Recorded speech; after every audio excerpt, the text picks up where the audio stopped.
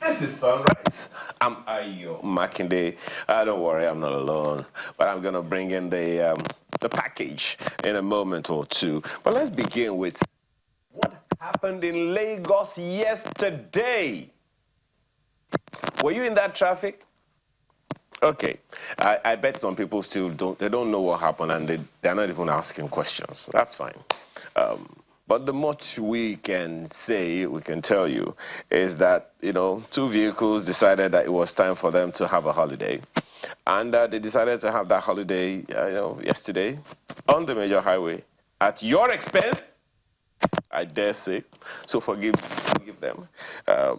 We put that story on our website, channelstv.com, and I want to believe that some of you saw it. But the point, the final point of that matter is that, there were two trucks that were carrying heavy substance, and at some point, both of them decided that they were going to put everything right there in the middle of the road, and that's not very, very good. But hey.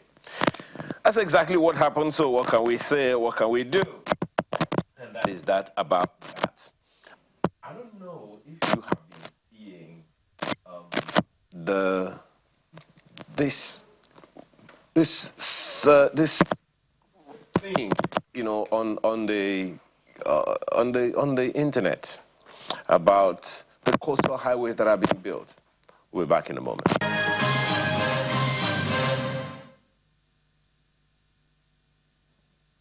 Well, I was trying to talk about some things the other time, and some people, simply because they wanted to just show that they have power. Anyway, she's here.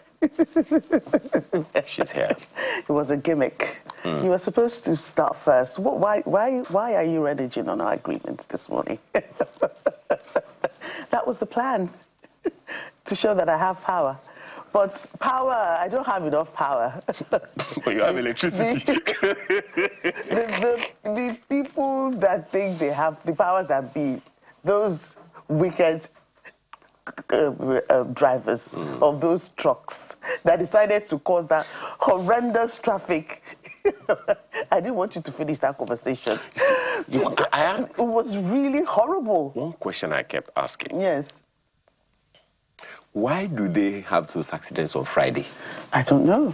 They were trying to show themselves power. Right? They were struggling for right of way, is what was the big cause of that accident.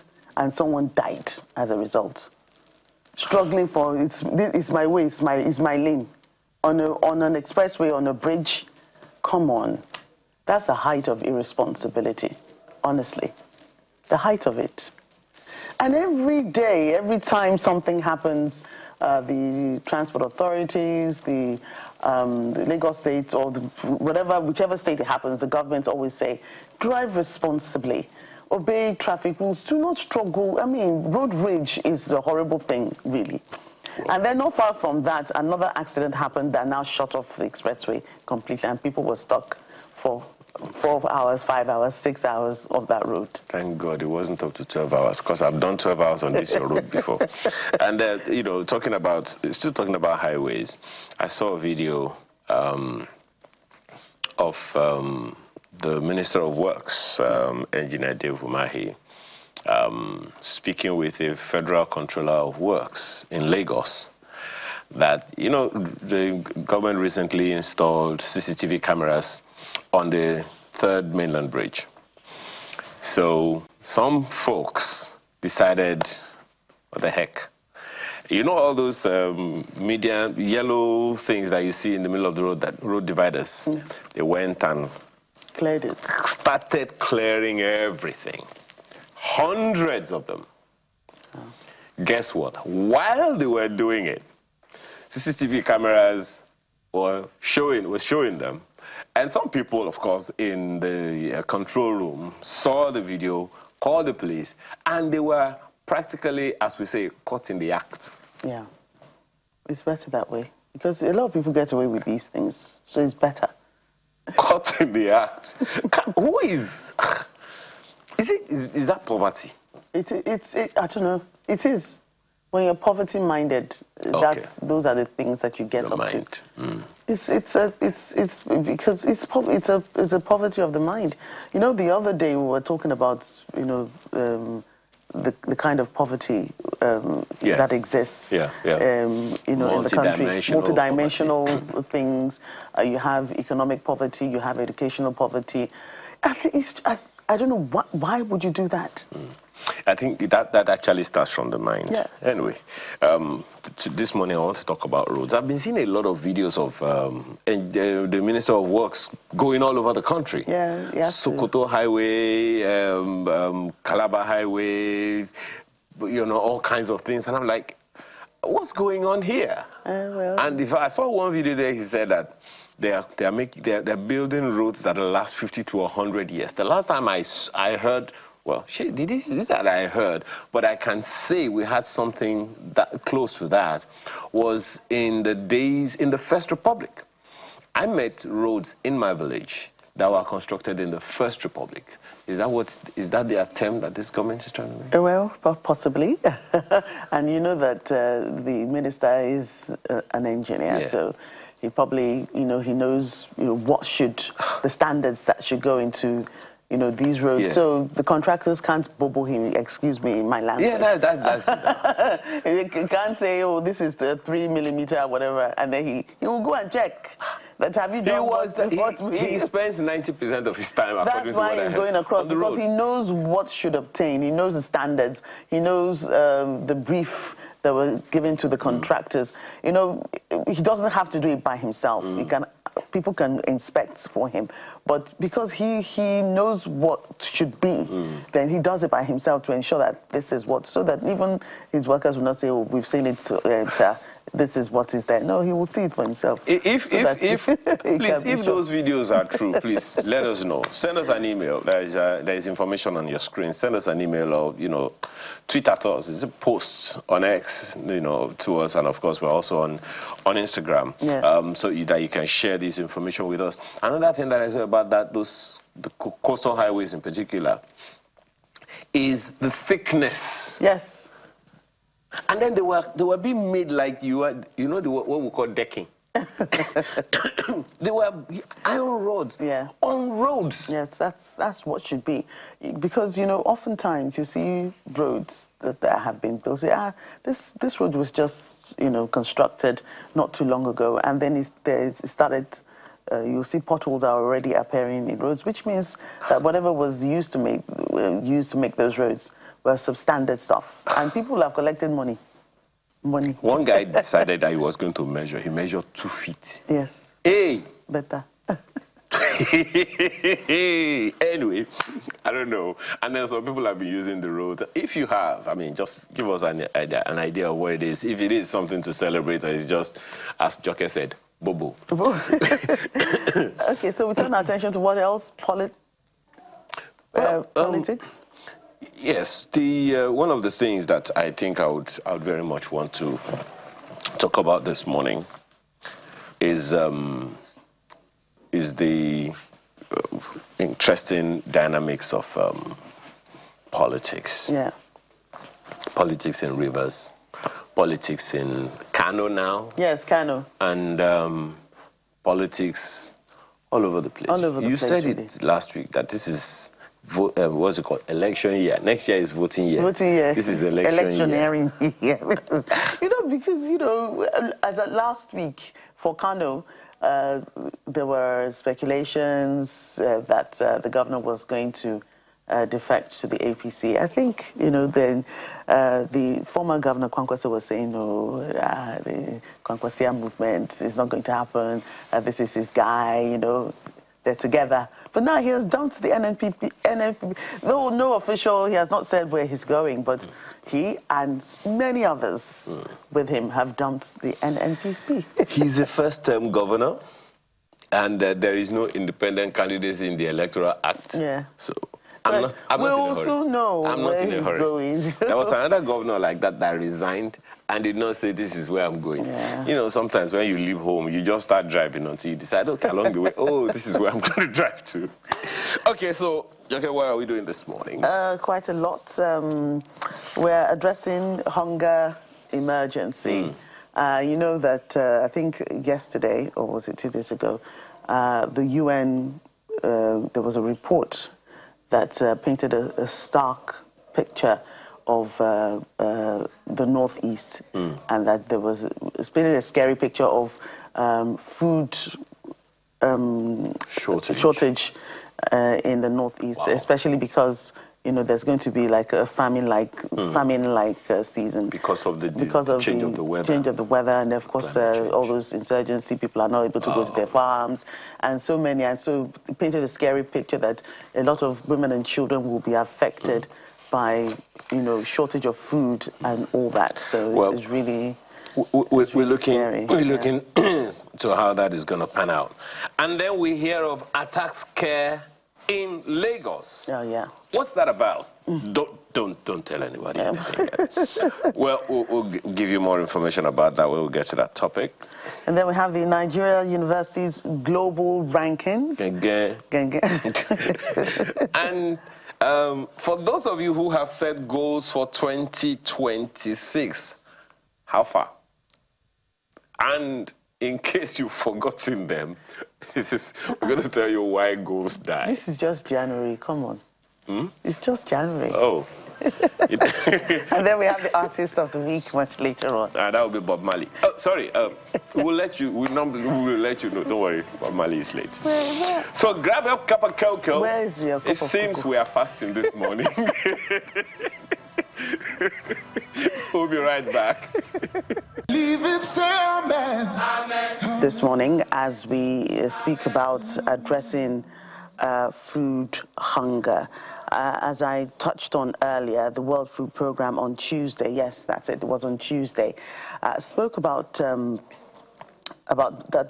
fact that more than 1 million people in northeastern Nigeria could lose access to emergency food and nutrition, and within weeks, unless funding is secured, as violence continues to spread across the land. And some of those people that will be most affected are women and children. The United Nations also warned that nearly 35 million people in Nigeria may face food insecurity in the upcoming lean season, underscoring the scale of the country's humanitarian challenges. The situation is particularly dire in northeastern states of Borno, Adamawa, and Yobe, where conflict, displacement, and climate shocks have exacerbated food shortages. It's usually a bit scary. Yeah. Okay, apologies for butting in. That these things happen mostly in the north. Yes. I remember growing up that the north was like where all the food came from. Yes, certainly. When you talk of yam, you talk about Benue yam. Yes. That's in the north central. You talk about crops, groundnuts, and vegetables, yes, and all those things. They all came from the north. And so it's still very, very baffling and befuddling that we, knowing our strength and knowing our, potential for growth and all of those things, we allowed these things to fritter away over the years. The old 50 naira notes had the groundnut pyramids. Yes, on them. On them. The old 50 naira notes. I'm sorry if you are too young to know, but I'm sorry. There was a time we had a 50 naira note. They had groundnut pyramids, and on them, most of the livestock we talked about came from the north at the time. And no one felt bad about anything. Even the peppers that we yes, a lot of the tomatoes, onions. Yes. So it is a very concerning thing that the UN World Food Programme has given to us now, and they say that the drivers include the conflict, insecurity, economic challenges, climate shocks, which we discussed last week. Yeah. And we knew that this was going to happen. So what are we doing about it? Even though we hear that the federal government has started what they call the dry season farming, how quickly can that change the dynamics? I think that's part of what we're going to be talking about this morning. Yes, and we have to talk about this. The Professor Sifau Adenike Adejuma, an environmental biologist and crop nutritionist, Department of Crop Protection and Environmental Biology, Faculty of Agriculture, University of Ibadan in Nigeria. We also have Sunday Ohiene, an agriculture value chain consultant. Both of them join us online this morning. Good to have you. Good morning.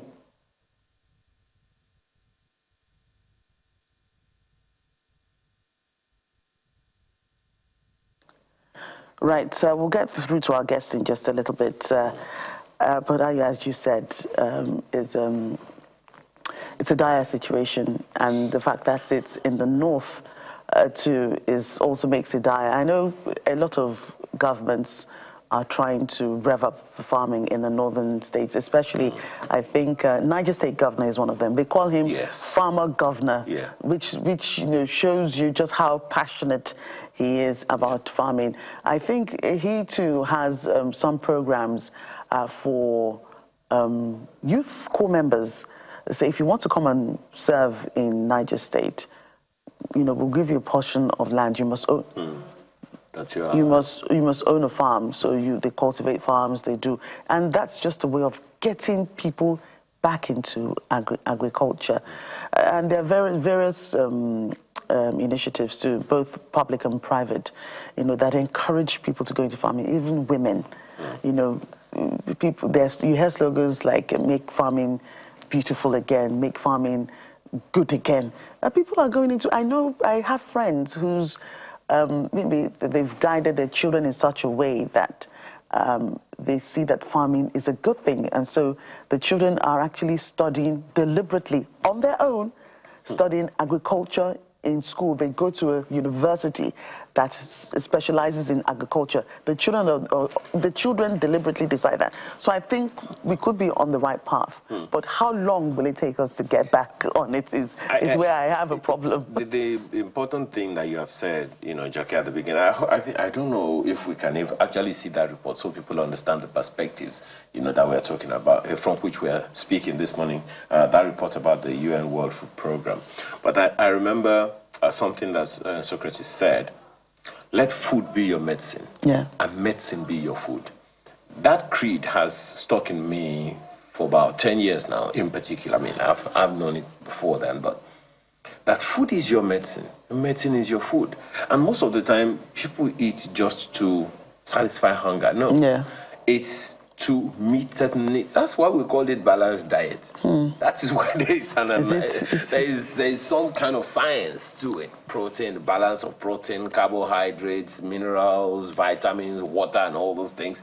They're all there for a reason.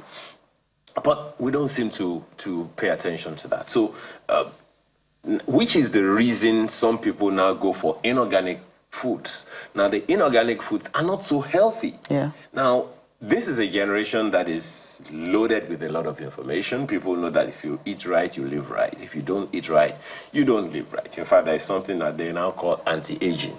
That there are some things you will eat that will reverse your age. Now, all these things come from agriculture. So the image that agriculture had over the years is that of some poor-looking, raggedy dressed fellow, hoe and cutlass in their hands, tilling the land. Agriculture has gone way beyond that. Way beyond that. I was in the Fashola farms in Oyo State, in the Fashola farming community in Oyo State, and I saw stuff. In fact, one of the leading milk producers, I'm not just saying dairy, milk producers in Nigeria today, foreign company, they source the raw materials for their milk from that farm. Wow. Here in Nigeria. So let's hope that our guests are here now too. Yeah, I think they are. As I said before, we have Professor Sifao Adenike-Adejimo, an environmental biologist and crop nutritionist, Department of Crop Protection and Environmental Biology, Faculty of Agriculture, University of Ibadan. That's a long pull. Well, she joins us online. A pleasure having you on the program. And we also have Sunday Ohiene, Agri Value Chain. Good morning. Consultant. A pleasure having you too. Good morning. Thank you for joining us. Morning. Right. So, how are you? Thank you. Fine. Thank you. So, Professor, Adejuma, let me start with you. What do you make of the World Food Programme's, that picture of, the food insecurity in northeast Nigeria? And, so there's some other states in the northwest as well, north central, I beg your pardon, that was mentioned. But there was a scary picture of food insecurity, especially because there's a lot of funding cuts from the World Food Programme itself. But they also talked about the fact that insecurity and lean season and, so many other things are responsible for this food insecurity. What do you make of that report? Thank you very much. Good morning once again. I hope you can hear me. We can, loud and clear. Oh, thank you very much. So nice joining you. And good morning. So it's a good topic and a global topic as well, because of the importance of food for the survival of every living thing. There is nothing we can do without food. And that is why discussing food is very, very important. And just like you have said, food security is the mainstay of every country. When a country is not food secured, then the stability of such country is in question.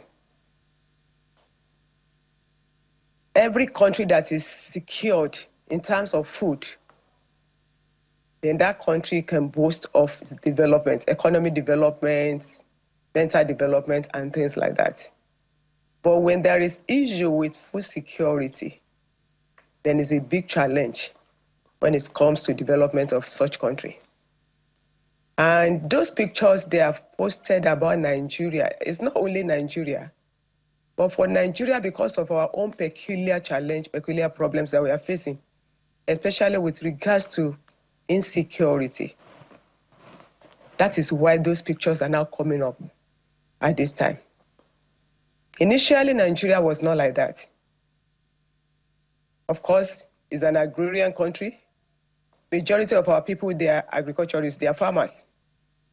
Until when the problem of insecurity started. The farmers started leaving farms because of kidnapping, banditry, terrorism, and things like that. And that is why we are now facing this big challenge of food insecurity. And what do we understand by food security itself? Food security means that all people at all times having reliable access to enough, safe, nutritious, and affordable food to live an active and healthy life. But do we all have access to food now? Is the food even available?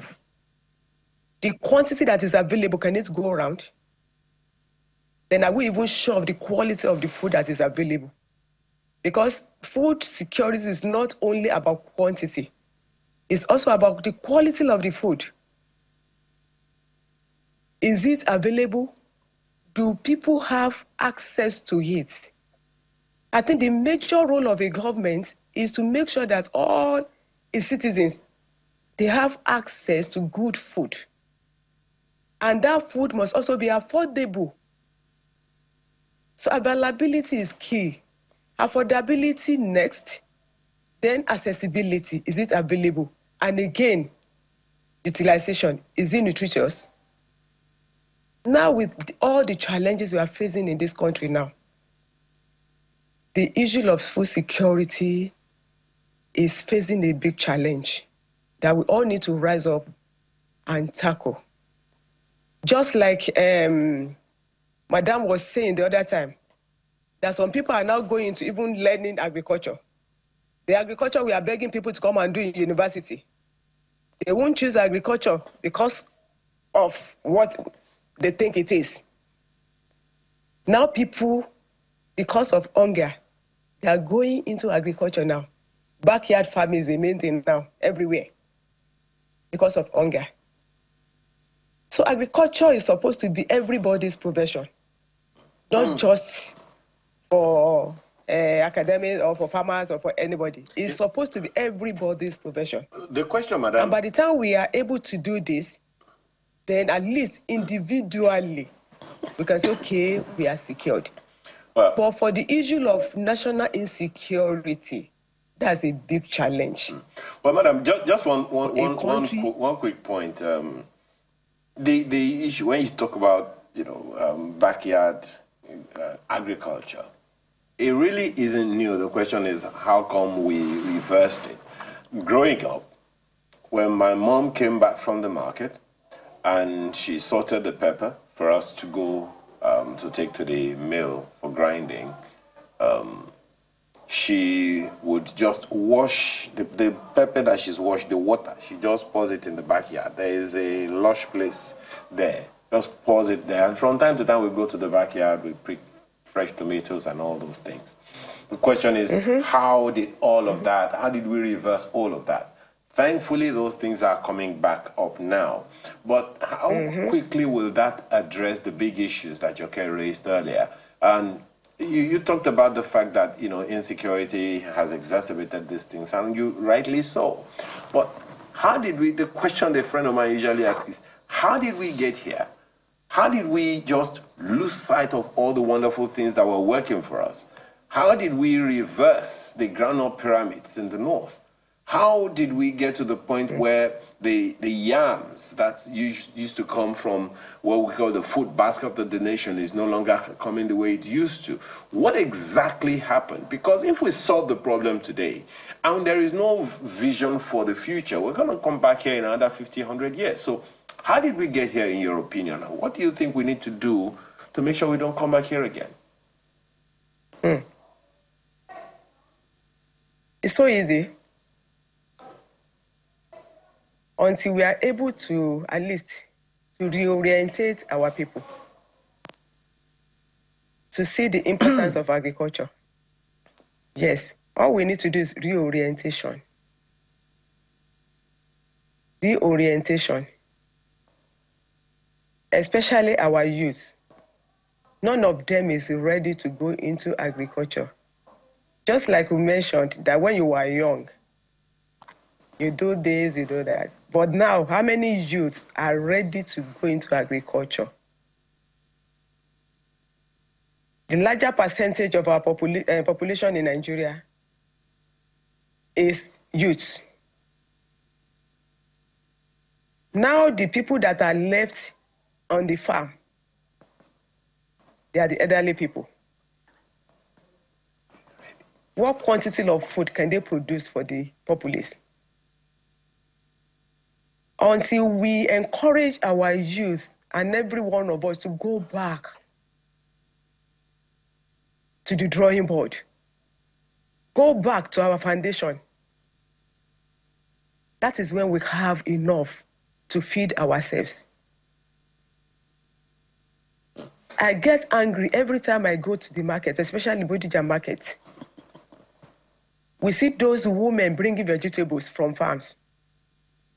Then the people selling vegetables now at Bodija market, they are young men, able-bodied men. So they are there to receive vegetables from them and sell at higher price. But rather than for them to go to the farm, they prefer staying in the market, collecting the vegetables from those women, and now be selling it at higher price. So the people on the farm are reducing every day, the number of people we have on the farm.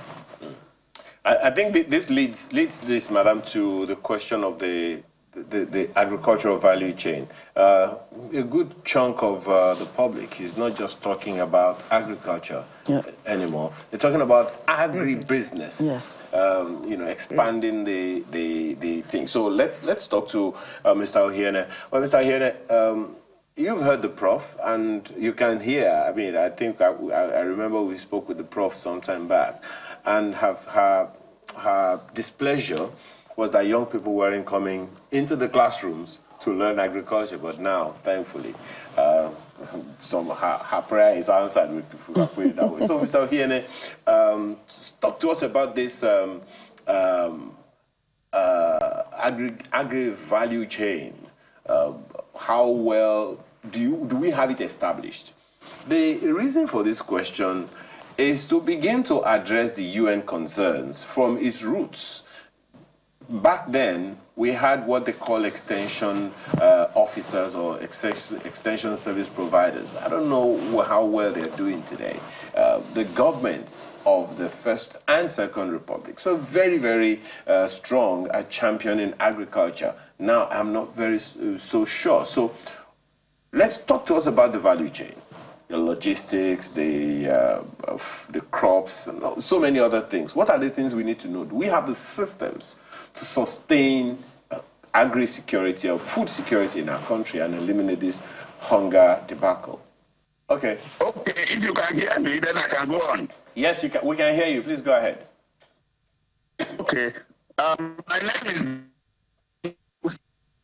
I started my career after my degree in University of Ibadan as an agricultural extension agent in the enclave projects of the World Bank at the time.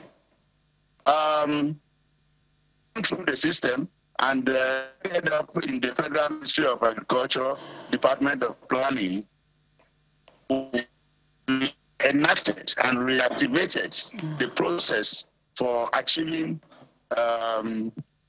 food security and food sovereignty for Nigeria.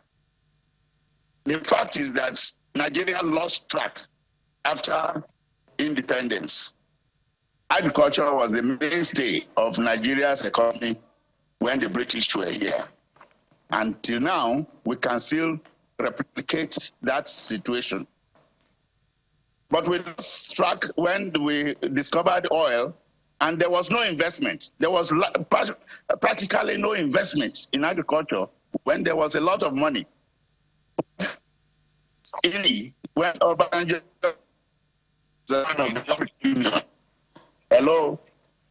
Go ahead, we can hear you. It's a bit wobbly, but we can hear you. Okay. Now, in 2003, when Obasanjo was president of Nigeria and chairman of the African Union, there was the Maputo Declaration by the heads of states that agriculture should drive industrialization of Africa.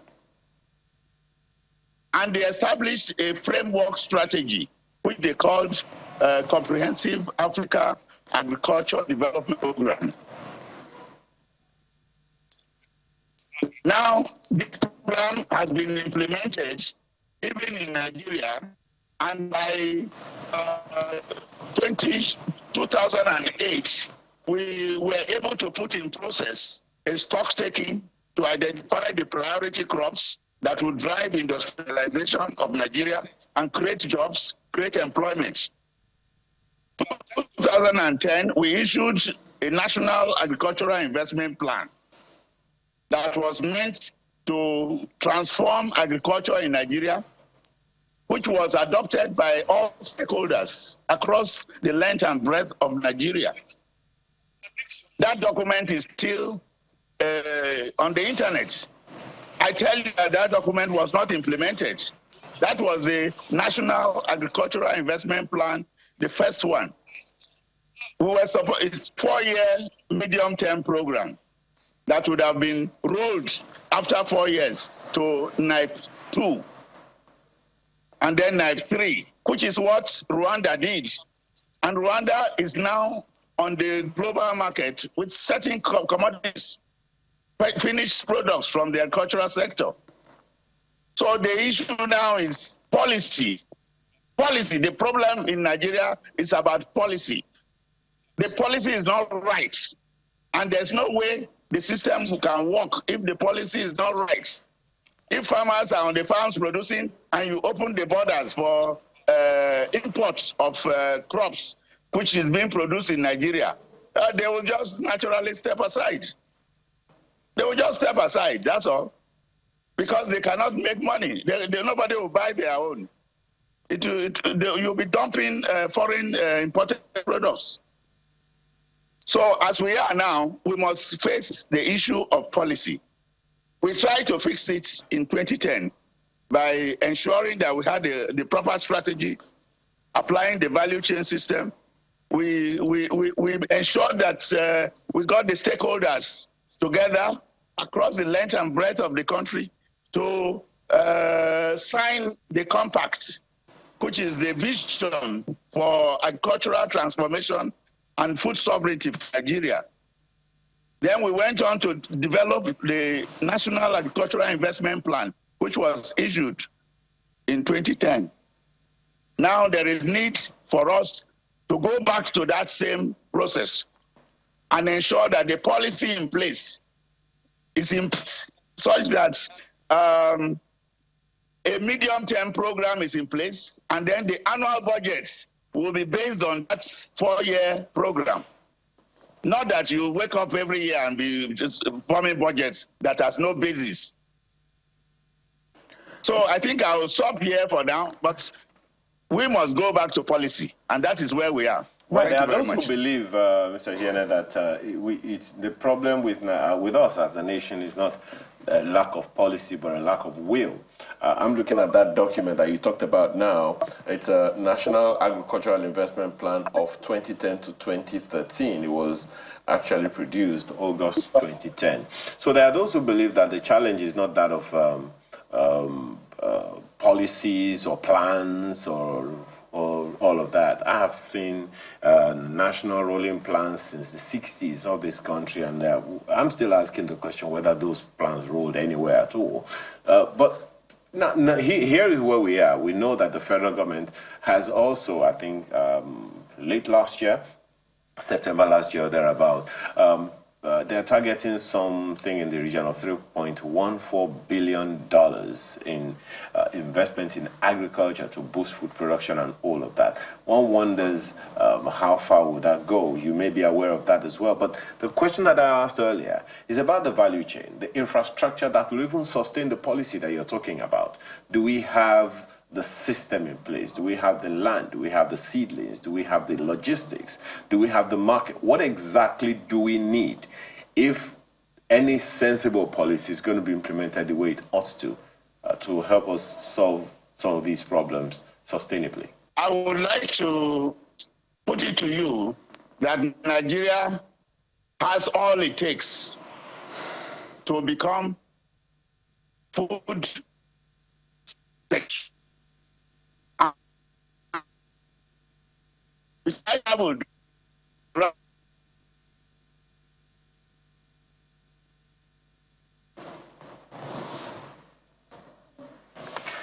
Well, we'll come back to you, Mr. Hiene.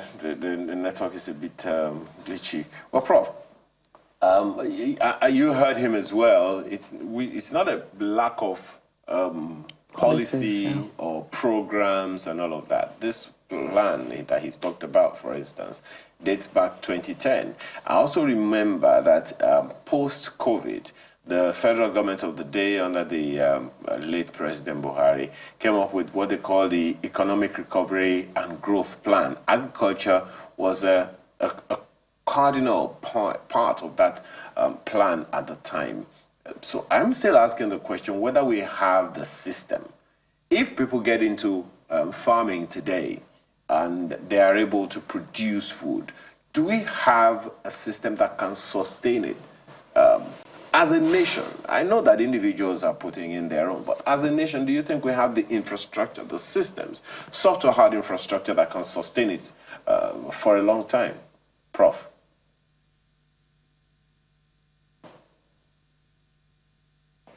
The question is for me? Yes, ma'am. Oh, thank you very much. Thank you for this question. It's one thing to have policies in place. It's another thing for those policies to be well executed. And for the execution of different policies, just like you have noticed, there are many, many policies in the area of agriculture that have been enacted or suggested by different bodies just to boost agricultural production. But how many of these policies have we been able to actualize or execute? And there are many reasons for this. Many, many reasons. We are even the major problem of our country. Most times we put the blame on the government. Yes, government will do its own, but is it government that will go to different places to execute those policies? So there are things that needs to be done until we get ourselves right. At least we must also be ready to change and make sure that things work. So no matter the number of policies put in place by government, if we are not ready as citizens to ensure that things work, they will still remain on the same spot. Where things are working for them outside, it's not the government as an individual that is doing it. It's not somebody like Tinubu that will say, okay, it has to be. It's people. So until we are ready to make things work, that is when we'll be able to see the changes we are desiring. How about the enabling environment, Prof? Now, I'm coming to that. Okay. I'm coming to that. For policies to work also, the environment must be conducive. For things to work, the environment must be conducive. And there are many things that needs to be done in the area of agriculture. And for agriculture, at least to see the light of the day. For us to go back to those good old days. You mentioned something like infrastructure. If I decide to say, okay, I'm going into farming, I want to do farming by myself, I have money. Are those infrastructures that I need to go into that farming, are they in place? And the major one that I've been mentioning, the insecurity. I wanted to go to my village to go and start farming, but the fear of kidnapping is a major issue. Because some people started the same thing, some were kidnapped, some were killed along the line. The enabling environment is very, very important. The government must try as much as possible to solve this problem of insecurity first. When this is solved, because even if you have good roads, we have storage facilities, we have different machines that can be used on the farm, we provide inputs for farmers, we do all such, but when the country is not secured, when we are facing this challenge, please, how many people will remain on the farm? The fear of kidnapping, fear of banditry, fear of terrorism is chasing people away from farm.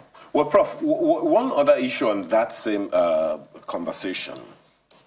Yes, sir. One of the things that I have come to believe, and I stand to be corrected, is that the state governments own and have authority over all of their land. Yeah. In every state, all 36, including the FCT. Well, maybe the federal government has some, rights over the FCT lands. So that means, and we know that everything concerning agriculture is something both the federal government and the state governments can play. There are fields that both of them can play in. And they have been doing that over time. That is why some of us still gleefully talk about the First Republic and the healthy competition among the regions, the northern region, the southern region, the southeast region, because they all had, yes, cocoa in the southwest, the groundnut and all that, stuff in the north, and the east has its own as well. So the state governments have significant roles to play in all of this. The question is, from what you know as an expert in this field, do you think the state governments are pulling their weight, particularly in the north, which is the subject matter of the fulcrum of this conversation we're having, because we're hearing that food insecurity in the north is a reality, it is daunting, it is scary, in the northeast and in the north central in particular. So do you think the state governments themselves are pulling their weight enough Otherwise, would this UN report be as stark as it is? I think some of them are doing that and some are not. And the origin of that problem is the discovery of oil. Because they all depend on the allocation from federal government to sustain their states. Assuming it was like before, when the Southwest depended on cocoa, on the revenue from cocoa, at least to sustain the Southwest, maybe things would have changed. But it's not like that. They all depend on the allocation from the federal government to maintain their states. So because of that, majority of them are not focusing on agriculture. And that is why we are having this issue of hunger everywhere. Even if they are talking it with mouth, saying, okay, we are doing this, we are doing that, we are giving these machines, we are giving this 1,000 whatever, and empowering youth and doing that. Are they putting all their weight on this? Why? Because they don't depend on the revenues from agriculture to maintain their states. That's the main challenge. Until we redirect our economic value or whatever pathway and refocus on agriculture and make it, at least, if it is not the mainstay of our economic development, then let it be part of it. But it's like government is not even deriving, is not ready to take, at least derive any revenue from agriculture again, because there is money coming from somewhere else. So it's natural when you have an alternative source of income, then who will not like to go to tedious way of getting income like that of agriculture? Because to them, they think agriculture is like maybe wasting your time, wasting your energy, forgetting that without food, they cannot live. Without food, no life. Right. Thank you, So Prof. apart from agriculture serving as source of income, when we put everything into it, source of income, the raw materials for industries, shelter, then food. Can we do without food? So majority of them are not putting effort because they have alternative source of income to maintain their states. And that is a main challenge. That is the main challenge. We won't say the federal government should stop giving them allocation. Or can we say that? But it's a challenge. So, and I think government needs to do something about this. Right. Thank you, Prof. If we can come to you, Mr. Ohiene, what kind of strategies do you think we can adopt going forward to deal with this situation? You spoke before about many government programs of previous administrations that have come into a place that were abandoned along the line, decades ago. And, so what kind of strategies do you think we can adopt now in today's Nigeria to ensure that farming works for us once more? It's not as if people don't farm in this country, because if they don't, Ayo, we will really not have food to eat. And we'll really be in a serious situation because we'll be importing everything. But we need more, I think we need more people to go to the farms, more people to want to farm. And then, because we're in this is 2026, we're in the period where technology is everything, and there's talk of AI now and so many other things that can help. I think it should be easier now to farm for a non-subsistence farming kind of situation. So what are the things you think that government and even private individuals can put in place to make farming more attractive once again?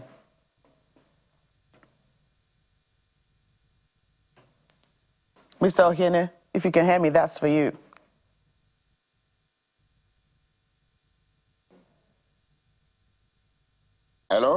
Yes, Mr. Ohiene, that question was for you.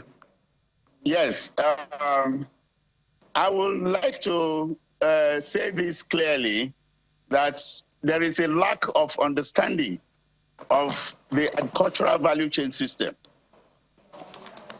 Are you aware that some 40 to 80% of harvested crops are lost due to post-harvest losses in Nigeria? Yes. From grains to vegetables? And the cost of food in the market is dependent on the ability to maintain the value chain system. But most people don't understand what the value chain is all about. The value chain experts understand what it means to have the right inputs, the right production systems, mechanization, storage, the processing, the packaging, the assurance of quality along the chain, so that the consumer can have the best of the final products. The government of Nigeria is lacking in the understanding of the value chain system. And so they do not know what to do. Just pumping money into the system will not stop the tomato from melting between Kano and Lagos. But if you have the value chain experts involved in the implementation of policies, the tendency is for the stakeholders involved in the value chain system to be identified for implementation for the various value chains. There are different crops, and for every country, there are some things that are that they are known for. For example, the chili pepper from Nigeria is the best in the whole world. The garlic, the ginger from Nigeria, known to be the best in the whole world until there was a disease in Kaduna. The shea butter from Nigeria is about the best in the whole world. Food security is not supposed to be a problem of Nigeria. If only the government can go back to the drawing board of what we did before 2010. In 2010, what was issued was not implemented. And so we did not migrate from NIPE 1 into NIPE 2 because the NIPE 1 was not implemented, which is unfortunate. And I think some people should be queried for that. So I want to put it to you that policy is the issue. If the policy is not right, the farmers and the processors, they cannot get it through there.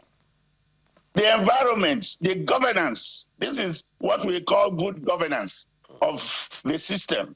Good governance means proper regulation of every component of the value chain system.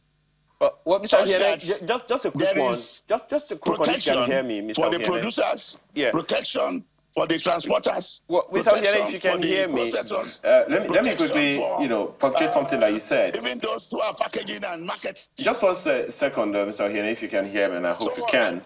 Just 1 second. These things. Can you hear me, Mr. Ohiene? Can you hear me? Can hear you. Oh, thank you very much, sir. You said something now. You said it like twice, and I just wanted to get clarity. You said that the NIPE 1 was not executed the way it ought to have been executed. Consequently, NIPE 2 couldn't take off. And you're saying that we need policy, that if the policy is not right. I believe from the way you are speaking, because as I said, I checked out the document. Since you said it was online, I checked it and I found it. It is there. Now, if we had that plan, what stopped its execution? Is it a policy that stopped the execution, or people, or the will? What exactly hindered the execution, in your opinion?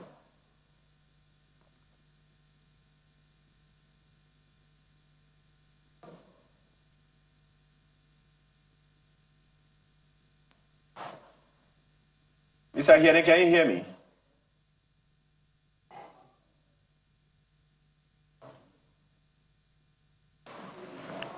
Right. Before we get to them, we have some comments from people. Yeah, Ilya says, I disagree with Professor Adejumo blaming the citizens for the failure of leadership, which is creating food insecurity.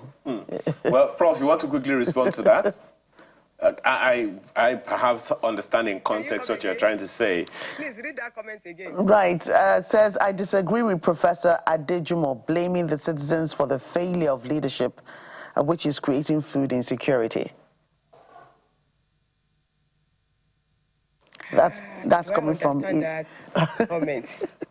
Well, maybe there was maybe your whatever you said was misunderstood. But what did you say is the role of citizens? Just maybe the answer. What's the role of citizens in all of this? Yes, because we have many roles to play as citizens too.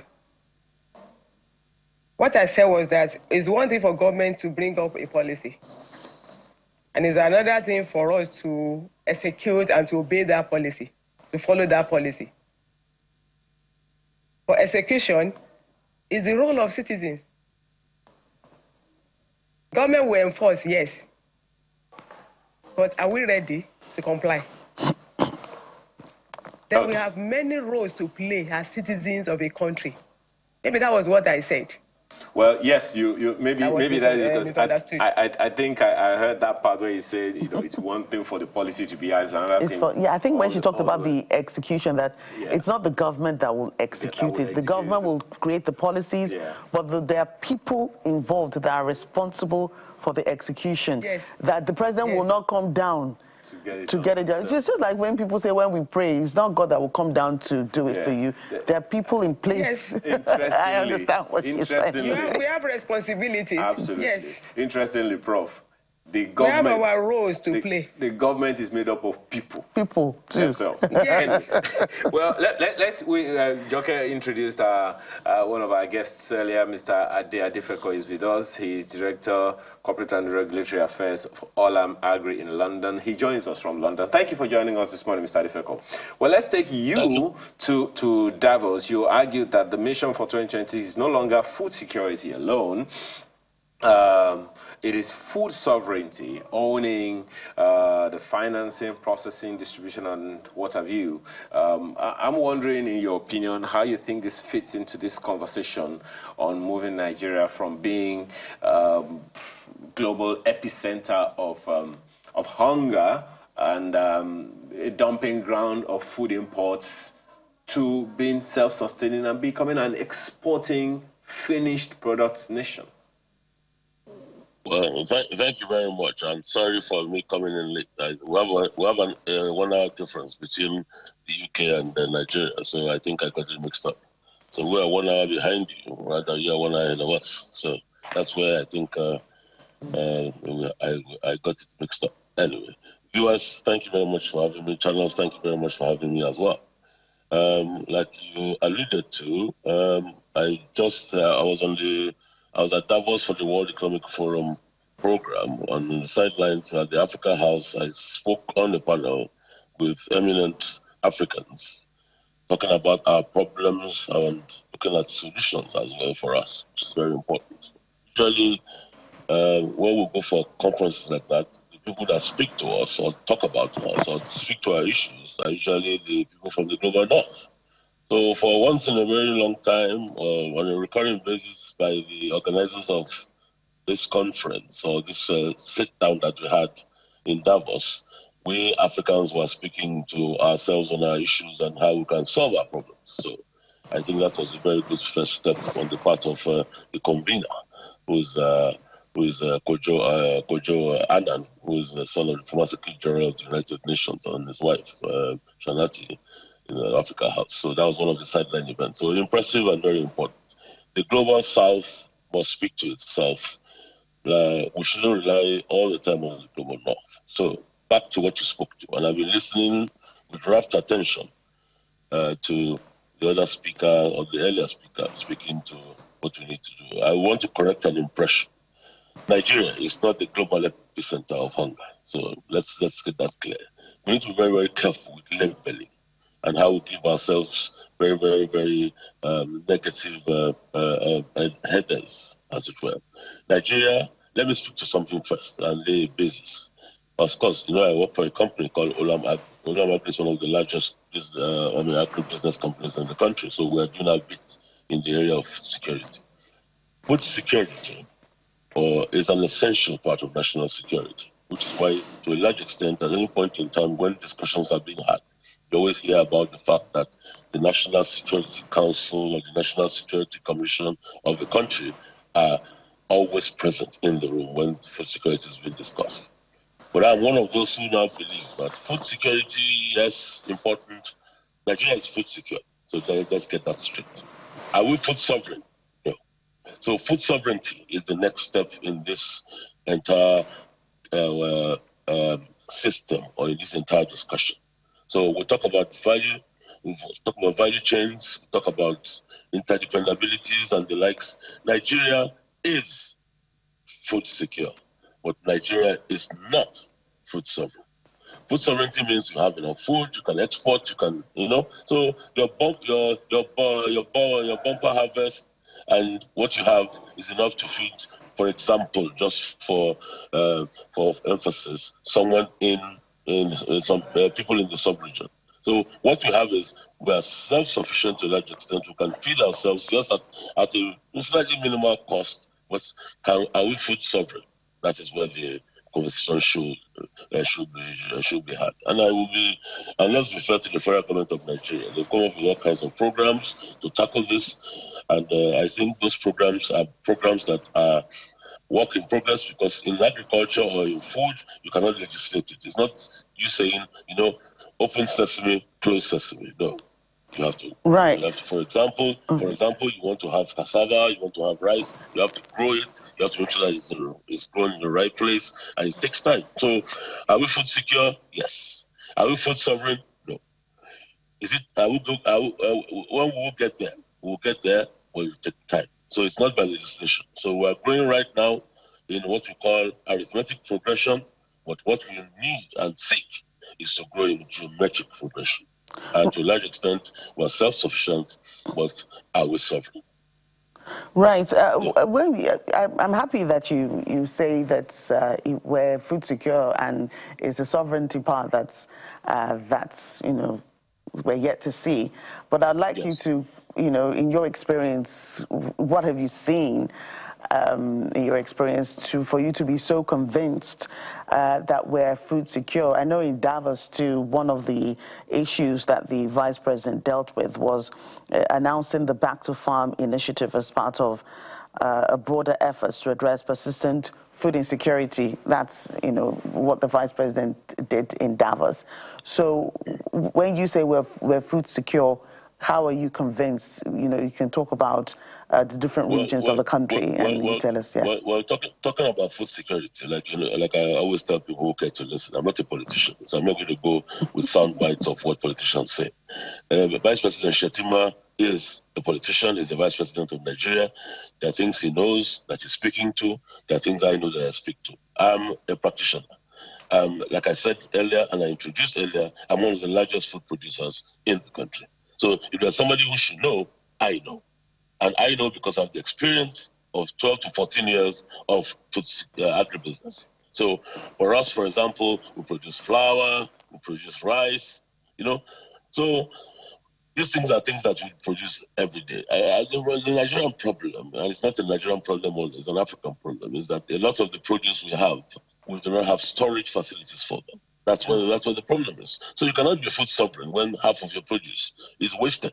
So imagine if that was not wasted, if you had what you call strategic grain reserves that will last 18, 24, 36 months. So those are the systems that we need to help to try and build. So those are things that I'm not going to sit here and speak for the vice president. He's delivered a speech, very stellar. I spoke on the sidelines myself on financing and how Africa must take care of its own finance through what you call blended financing and all that. So we must not go there with like mendicants. We must go there like people who want to be part of the solution. So Nigeria is the largest producer of cassava in the world.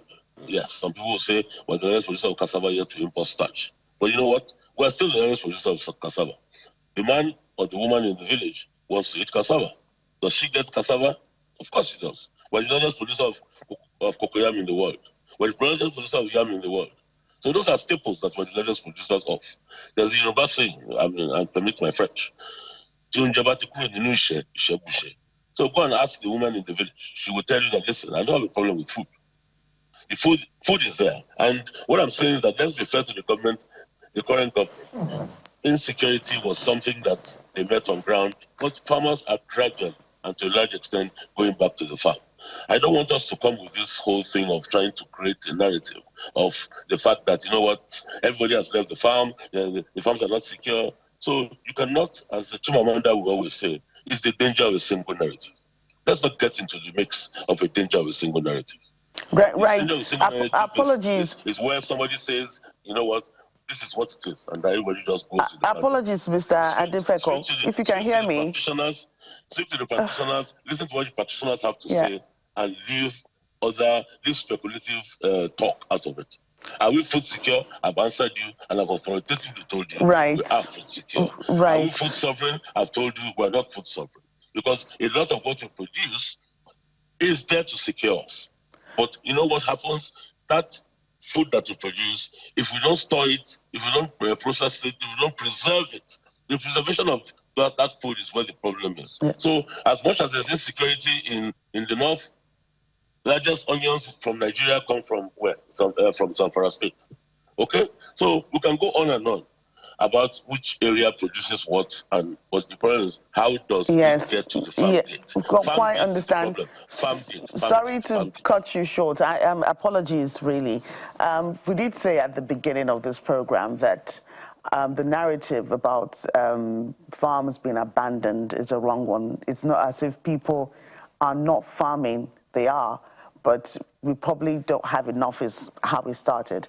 But you just spoke about storage and having storage facilities, preservation facilities to be able to, because that is a major part, transporting produce from the northern parts of the country to the southern parts and all that. And other speakers have talked about government policies. Do you believe that it's only government policies that can help us? Yes, government can create an enabling environment and all that, but what about individuals and other private sector initiatives? Must we always rely on the government or wait for them to create policies to enable us to do more farming and to engage in more agriculture practices, especially now that we have technology that can help us that can make farming or agriculture easier? It's not just about farming and growing plants. There are so many other value chains in agriculture that we can look to that will help us. Yeah, but, you took the word out of my mouth. You were very apt. We don't have a problem of. Let me rephrase what I said. I did not speak about north, south, and all that. I said from farm to fork. That is from farm to farm gate. From the south, from the north, from anywhere, it's all the same. Okay? Proximity to farm gate. If there's infrastructure problem, that's whose problem? That's government's problem. It's not an individual or a private individual that will go and build a road that will bring rice from Nasarawa, for example, or Doma, where my rice farm is, to Lafia. That's not my job. My job is I have the investment of X million dollars there producing. I need a road that is good enough for us to be able to move the rice from there to the farm gate. So when we talk about government, we talk about government is an elixir, government is an enabler, and government must do what it needs to do. But sometimes government wants to be in business. And that's where a lot of countries say, you know what, government, leave us to do the business or enable businesses. You just provide the enabling environment in terms of policy, for example, in terms of infrastructure, for example, in terms of financing, for example. So you have a bank that will provide small loans, soft loans to farmers or to cooperatives. Yes. So, but you have to understand something. Government is the largest spender, largest investor, largest contributor to many things. So government policy, which is why I'm sure you usually listen to the word license to operate. A company has the license to operate, but one government policy can just take that license away based on a policy misalignment or a policy blip, or a wrong policy that's gone the wrong way. All right, Mr. Adifeko, So just 1 second. That's one thing. Yeah. All right. Yes. My sincere apologies. We're running out of time. But there's something that I would like to clear very quickly. Prof, let me take this question to Prof. Professor Adejumo, I hope you're still there with us. Yes, I'm here. Thank you. We've talked a lot about policy and all those things, and then we've talked about food security a lot this morning. And here is Mr. Adifeko saying that we don't have a food security problem, we have a food sovereignty problem. Now, I've stayed on that question for a bit, and I did some search. That the acceptable definition of food security, according to the World Health Organization, according to the Food and Agricultural Organization of the UN, food security exists when all people at all times have physical, social, and economic access to sufficient, safe, and nutritious food that meet their dietary needs and food preferences for an active and healthy life. So, would you say as well, as Mr. Adifeko said, that we have a food security problem or a food sovereignty problem? For me, I think we have both. We have both. I won't say we are food secured in Nigeria. We are not. Especially if we want to go by that definition of food security. For the fact that people are growing crops and they are eating, that does not mean that they are food secured. Going by that definition, food security is more than that. It's not just about availability. Then again, how many people have access to it? When they were selling rice was available when they were selling rice for 150,000, 160,000, 140,000. How many people could afford rice?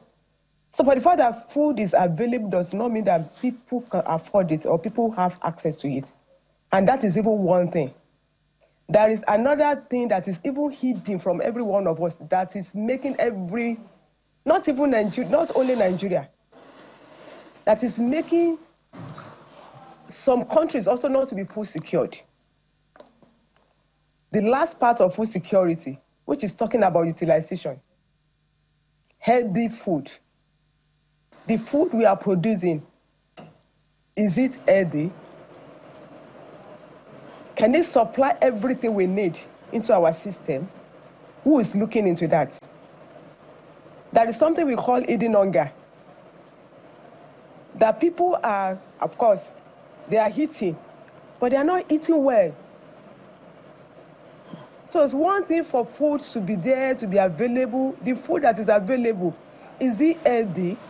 So the definition of food security is more complex than just saying, yes, we are producing food, people are still there. And again, I still want to disagree with the third speaker.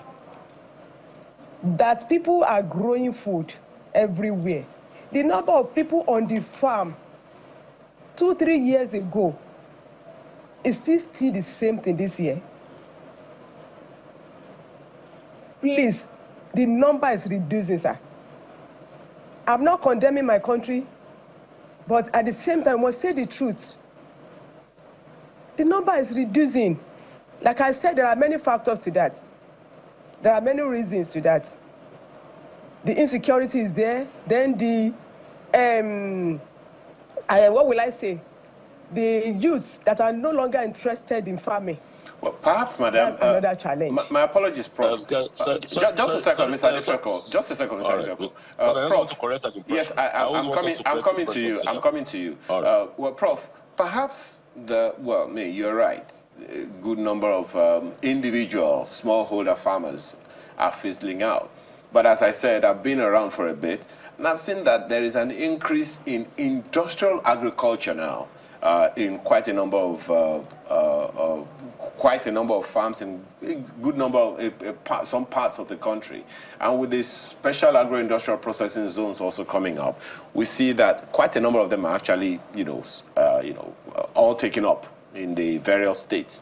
So maybe industrial agriculture is already being taken up. But I see that Mr. Adefeko would like to respond to some of the things that you said. But Prof, just a second. Well, Mr. Adefeko, just a second. Mr. Adefeko, the question that I'd like to ask you in your response to Prof is also about food security.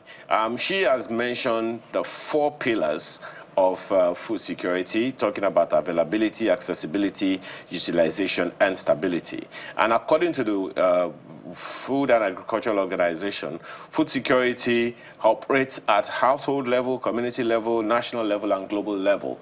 So that's the reason that question, that issue when you raised it, and you said it a number of times. That's why I wanted to just interrogate it a little further, so that the viewer and listener to you understands exactly what you're talking about.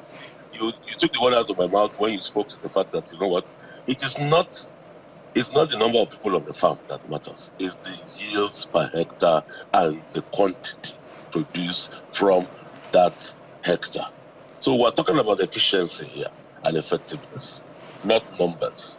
We're not talking about farming. We're not talking about farming here. We're talking about agribusiness and agriculture.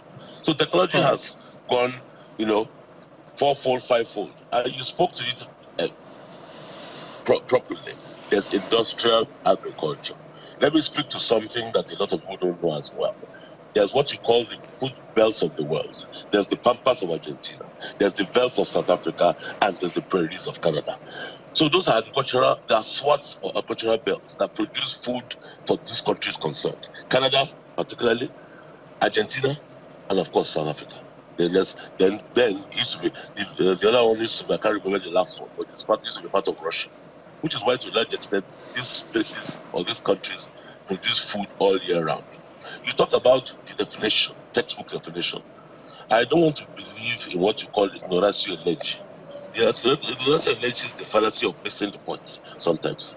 Missing the point sometimes is that we go to these textbook analogies of what X says or Y says. Okay? At this point in time, the only thing that I can tell you that is missing in that textbook definition is affordability. Affordability is the problem. Availability, it is there. Okay? Every other matrix, it is there. When you now start talking about how healthy it is and how healthy it's not, it's a different story entirely.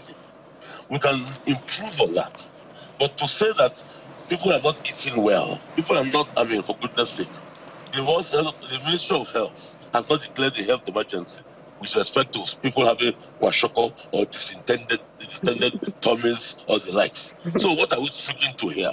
That we are going into this alarmist, you see, I don't really like it. I've been to 56 countries in the world. I'm widely traveled. So when I speak authoritatively. Well, thank you. I sincerely apologize. So, we've eaten like 10 additional minutes in this conversation. Just a second. I do understand. It was just necessary to clear the air, and I'm glad that you even spoke to the fact that affordability is a major factor that needs to be given some significant attention. We have to thank you very much for your time this morning. And you actually said something. You are not so much of an agricultural specialist, but at least you work in the field, so you definitely have a thing or two to say. Thank you so much for your time this morning. And we are sorry that we had to drag you out of bed, this early. Ade Adefeko is Director of Corporate and Regulatory Affairs, Olam Agric, and he joined us from London. We've also been speaking with Professor Sifao Adenike Adejumo, who is an environmental biologist and a crop nutritionist in the University of Ibadan. And we have also had Mr. Sunday Rena, who is an agricultural value chain expert. Thank you so much, ladies and gentlemen, for joining us this morning. And have a good weekend. And you as well. In our first conversation, we were speaking with a university professor who was saying that people don't want to go to university to study agriculture. Maybe because they are not ranking universities. You got that right. So Nigerian universities are making strides in global rankings, but there's still room for improvement. According to the 2026 Times Higher Education World University Rankings, the University of Ibadan has reclaimed its position as Nigeria's top-ranked institution. Let me gloat, please. Don't mind. Let me gloat. Up school. Since you're looking at me. As I was saying, they said the University of Lagos follows closely behind, and in the 2026 QS World University Rankings, only 3 Nigerian universities made the list. University of Ibadan, University of Lagos, and the Ahmadu Bello University, with rankings between 1,001 to 1,400 bands, respectively. Well, what's all this got to do about anything? Professor Olanrewaju Abiola Awoshika Fakwetu joins us this morning. She's CEO, Olawoyin Awoshika School of Innovative Studies. Thank you for joining us today. Thank you for having me. Anytime we have to talk about education, it's you I want to talk to. I mean, I'm here. Confession. Well, Confession time. Thank you so much. First of all, what do you make of this ranking? What does it change, really? Well, this gives us the overall result for each institution. This was based on 18 criteria that they judged. But then when you dig deeper, there are 24 of our universities that feature in this study on a subject-by-subject basis. And they did exceptionally well. There's UNN, UNIBEN, OAU, all of those that you would expect. And it actually gladdens my heart, because when you make that list, it means, and the 24 were judged on 2 major things: research and the faculty members, the lecturers. So it means there's improvement in the quality of research, there's improvement in the quality of teachers. So, and for improvement to be available for 24 universities to put them on such a scale, it means they have funding. Wow. Because I know when I was in the system, funding was the main thing we needed. If you gave the lecturer or professors money, they will attend conferences, they will make presentations. But that's, I mean, it's publish or perish. Yeah. So for you to be promoted, you have to publish. And for you to be able to publish, you have to have money, because you have to travel, you have to stay at the hotel, you have to do the research itself. So I think it's a big deal. It's also instructive. I have to make a note of it, that the universities you have cited are all public. UNIBEN, Yes. UNILAG, Yes. OAU, and the rest of them. How You didn't instructive is mention that? UI again. As I was saying, instructive. UI also on the list, just so that some people don't come for me. Since you're number 1. Yeah, again, I don't know why you would point it out that they are public universities. That's what we want. If our public universities are showcasing our academics, then it's a good thing. But I know what you're looking for. you need the non-public No, no, universities. no. I just wanted to know whether they were also part of the list of the institutions Yes, considered. they were. I mean, Okay. Covenant University, Okay. was also part of it. But you see, when the publish or perish thing happens, it's more pronounced for public universities than for private. I know that private universities, especially in their research areas, which I think is also good, they have sort of mixed certain types of research such that it is not solid research as you find it in the public sector. So they allow consultation, they allow entrepreneurial research, so some of this might have mixed up the private sector in this sort of ranking. I see that the Covenant University also ranked in the 501 and to 600 band for social science. Right. Yes. So what does this really do for these universities? It places them on a high pedestal, I must say. But what does it do for them internally? Does this improve teaching? Does it improve output? Does it improve student outcomes? I mean, how do these rankings, absolutely impact? Those are the things that should be happening in our universities, because when you do research, you contribute to the body of knowledge, and in your contribution, you come back to the classroom, and hopefully your research is in your teaching area. So you come back into the classroom, and you use the results of your research to teach your students. So it makes them better. It improves the curriculum. It even technology, when it has impact on research, it helps help the students, which helps build a more robust learning. So we're not using 1960 knowledge anymore. Now we have up-to-date knowledge. I have done research on it. This is what I found out. So you discuss with your children, with your students, and they get better. So it's increased research is supposed to help the university. It helps the professor himself, and it also helps the student learning. I'm curious, Prof, about so here we are, with this whole rankings and everything.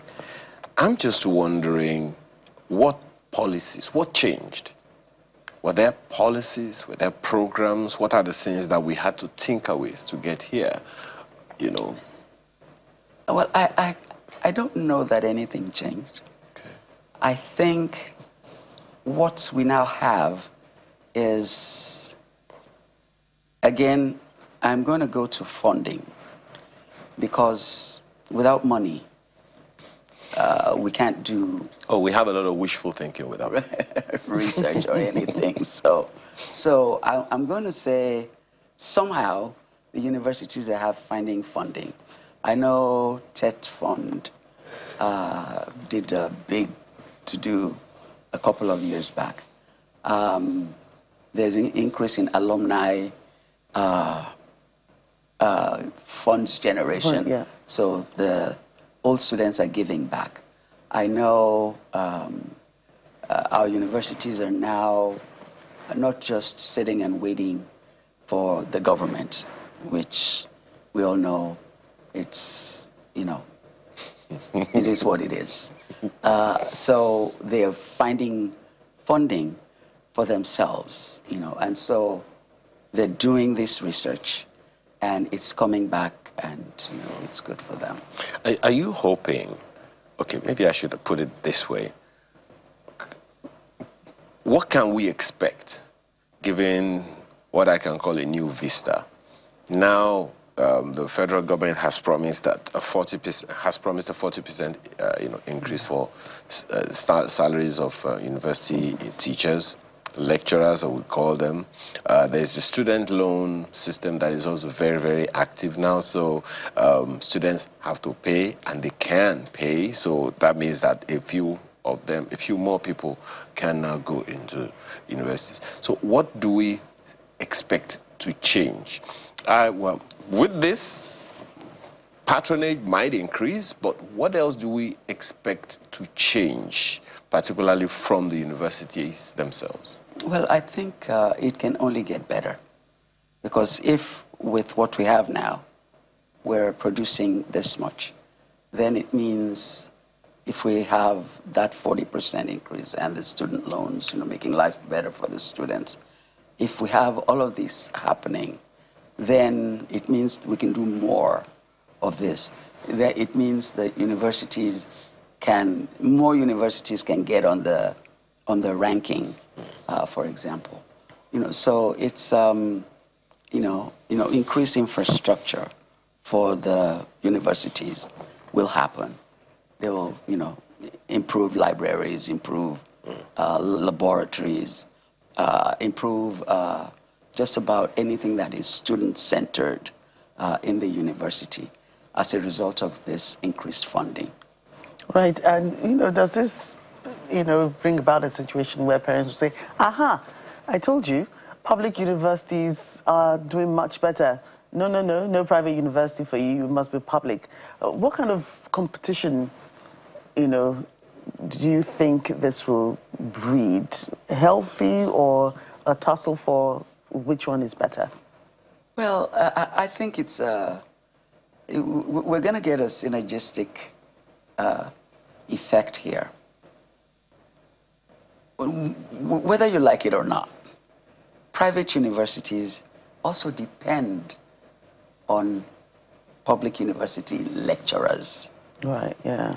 So you go from OAU and you go to FUNAB and you teach them agriculture. I want to, bring in, what he was talking about, Well, incidentally, my grandson just got into FUNAB, for agriculture. So students are going to university for agriculture. Great. So it's so you go from FUNAB and you go to Bells and you teach there a little bit, and so whatever they're gaining in the public sector is also spilling over to the private sector. So I don't know that there's a keen competition among them. If your scores, at least this is what we experienced recently, if your scores get you into a public university and you apply and you get in, good luck. And if you look at your scores in JAMB or WAEC and you find out that, well, I can't go into a public university, then you find a private university that would accept you. So I don't know that there's a preference for public university, mainly because they have the quality, whether we like it or not. I remember when my brother was looking for university for his son, and he went to Ghana, they went everywhere, and he looked at the ranking of those universities in Ghana and looked at the ones in Nigeria, and he said, boy, you ain't coming here. You're going to OAU. And, he first class OAU accounting, and he did very well. And, and we know the quality of education that he got. Yeah. So there may be preferences to say, okay, I don't trust the Nigerian universities. I want my child to go to Ghana. But if you do your research right, you'll know that even at its worst, the Nigerian university is still better. I have to note again, Prof, that I could only see on that list 3 state universities. Forgive me, it's just my eyes that are seeing. It's not like I was looking for it. And I also make a note that of all the private universities that we have, I could only notice about 3 or thereabout. I'm not sure whether that's the full list, but I'm just, saying my own. What do I know? Let me come back to, to the conversation. There are some other ancillary things, experiences that students have in schools. Yeah. You spoke about the infrastructure. The decrepit look of some of our infrastructure, one wonders exactly what it is. You've spoken to the academics, and that's amazing, But there are those who have also spoken to the kind of people we produce when the environment, their learning environment, looks the way it does. Because if you raise them out of that kind of environment, you have not really elevated their minds, you have only elevated their brains, and I think they are 2 different things. So that is one. Then the second is the environment itself, the student environment. There have been, even though we don't talk about it much now, but I don't know how serious issues of cultism and those other things are, which scares some parents from wanting their children to go into, some public institutions and all of that. So what can you say about that? All right. The issue of infrastructure, I hope it would get better. I hope the funding that TED Fund and the federal government and the likes are planning, and that they've actually already started disbursing, will change the issue of infrastructure. However, what I also noted with our graduates is they don't stop when they finish their university education. They then go either into industry or, channel themselves to areas that will help them hone their skills better. So even if you had a computer science major, if you were a computer science major, I've never seen a computer before, which used to be the case. I hope it's still not. I've had a lot of people, come to work for me that I showed how to turn on a laptop when they started. Computer science graduate. I'm sorry. Computer science graduate. Yes. Wow. As you were saying. So, but that's I'm hoping has changed. Everybody carries a laptop right now, so I hope, they're getting there. So what we need to do is to make sure, that even though the 4 years doesn't get you completely the things you need, let's have, skills acquisition for graduates, so that, they can go in. I'm wondering how that can really happen more effectively, because the NYSC program has skill acquisition, skill development embedded in the program. Whether or not they do it well, I thought that was the plan for the CS or CDS, what they call it, one that they go for once every week. I thought that's what it was. It's about. But I have community development scheme. Youth corpers in my house. Oh. It's not happening. It's not happening there. So and these students don't mind. These graduates don't mind. They will pay for something to help them make their skills better. And so we still get these computer science majors. They come out, they're not quite up to what we expect. They plug themselves into the private sector, get the training that they need, and then they are stellar performers in whichever organization that they choose to work for. So we're not going to just relax and until that time when our universities are going to have the required infrastructure, we're not going to relax. We're going to say, okay, just get this 4-year degree. everybody thinks you should have it. So get the 4-year degree and then go augment yourself with whatever skills that you need. Now, cultism. If cultism was still as bad as it used to be, I don't know that we'll be silent on it. I mean, you guys will not be silent on it, I hope. You know. Well, it's not everything that is prominent that we report. Sometimes media. the idea is not to make the nation look bad or always paint only gory pictures, you know. But, Yeah, I mean... But then again, you see, it's a question of how you raise your child. You know, will your child go to university and then go join a cult? You can assess yourself. Have I instilled the kind of discipline in these children that will cause them to now be looking for, you know, places where they would, you know, sign with their blood? And so home training sometimes will dissuade them, you know, from joining a cult. So that's about what we can do. Yeah. Yeah, but there's still pretty much a lot to unpack. So how does this help, you know, universities, you know, align and collaborate with global partners to still improve on some of these things that they're doing that earn them the top spots in the first place, instead of having our students, well, some will still say they want to have an education abroad, but if you can have those collaborations such that we have quality, you know, inside, just as the same quality that you're looking for elsewhere in the world. Yeah, I do believe there's a lot of collaboration going on. I know Carnegie Mellon is doing something with a university in Nigeria.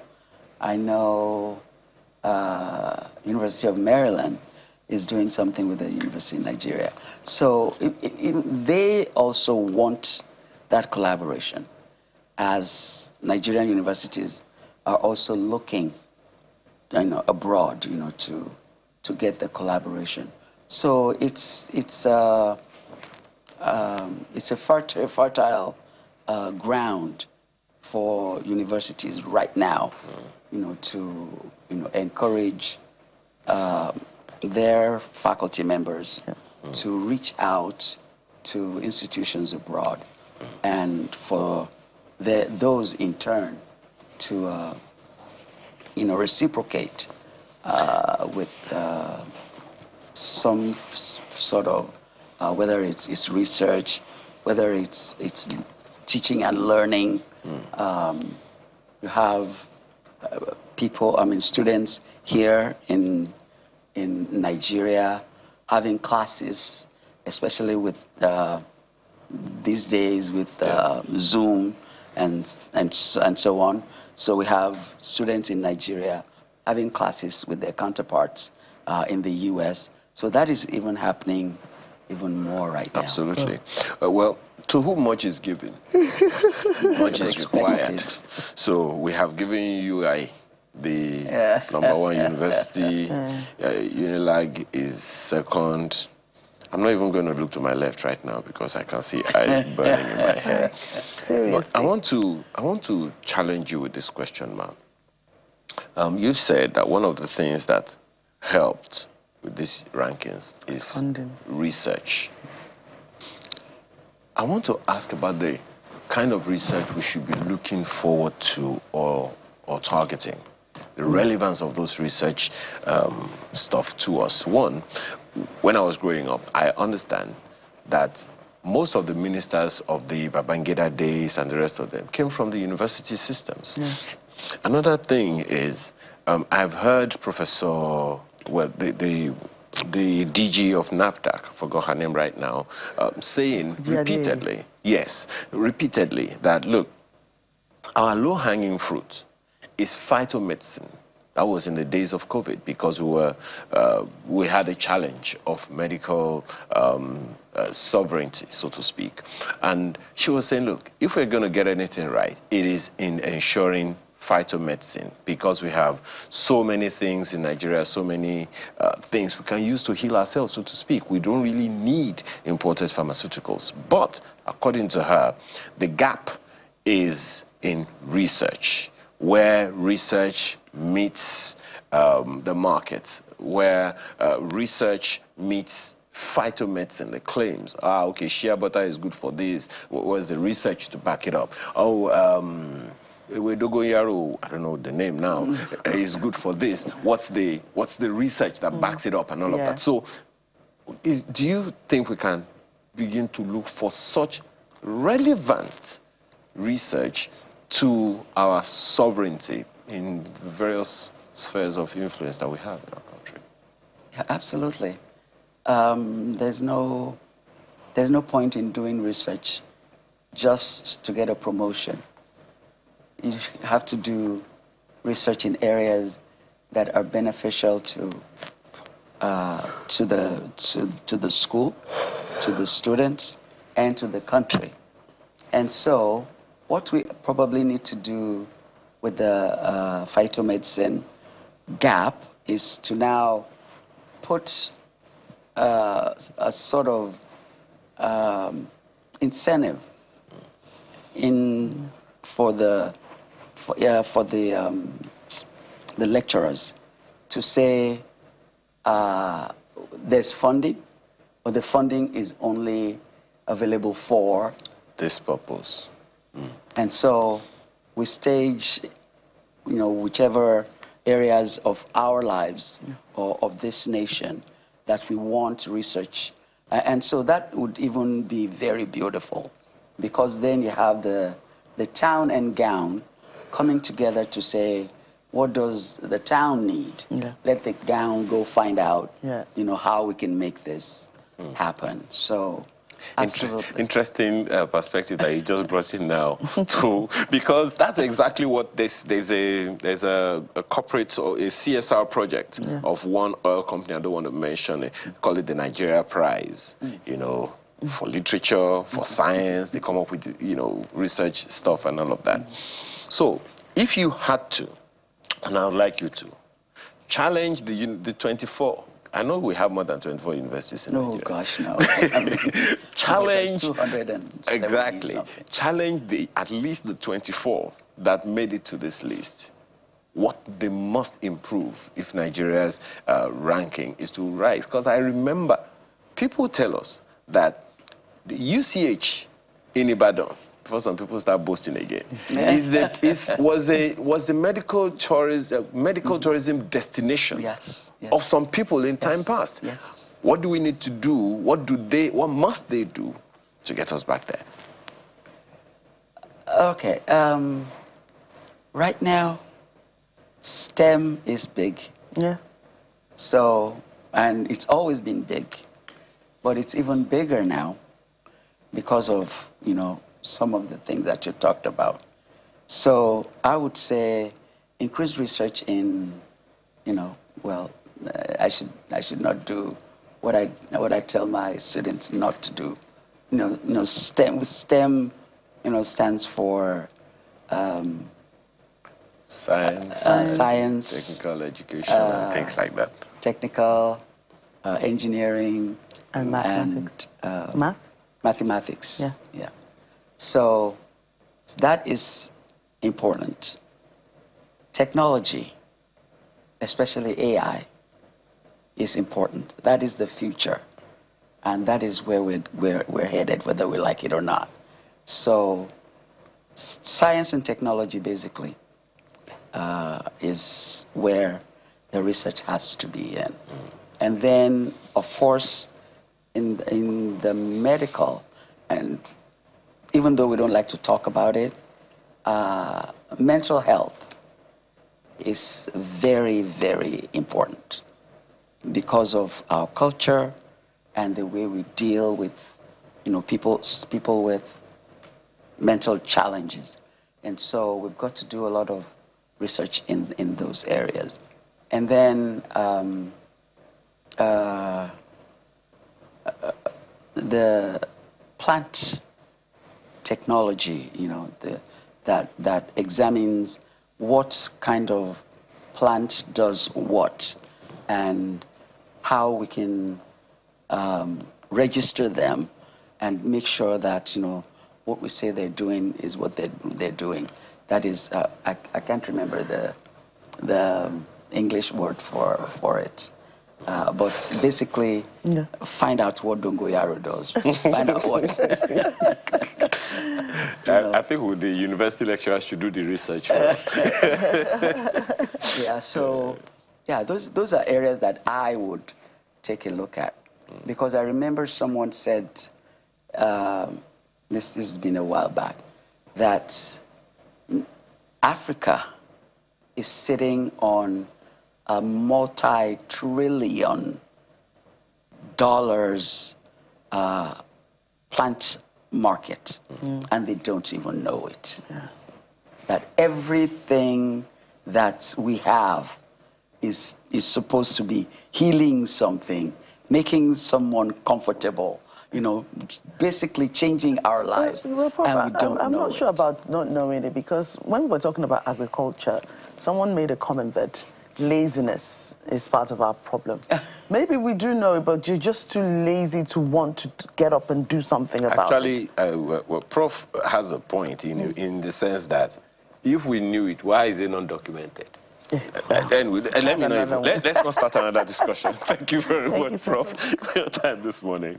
Professor Olaiwaji Abiola Awoshika Fakulty is CEO, Olawoyin Awoshika School of Innovative Studies. Once again, we appreciate your time and perspectives today.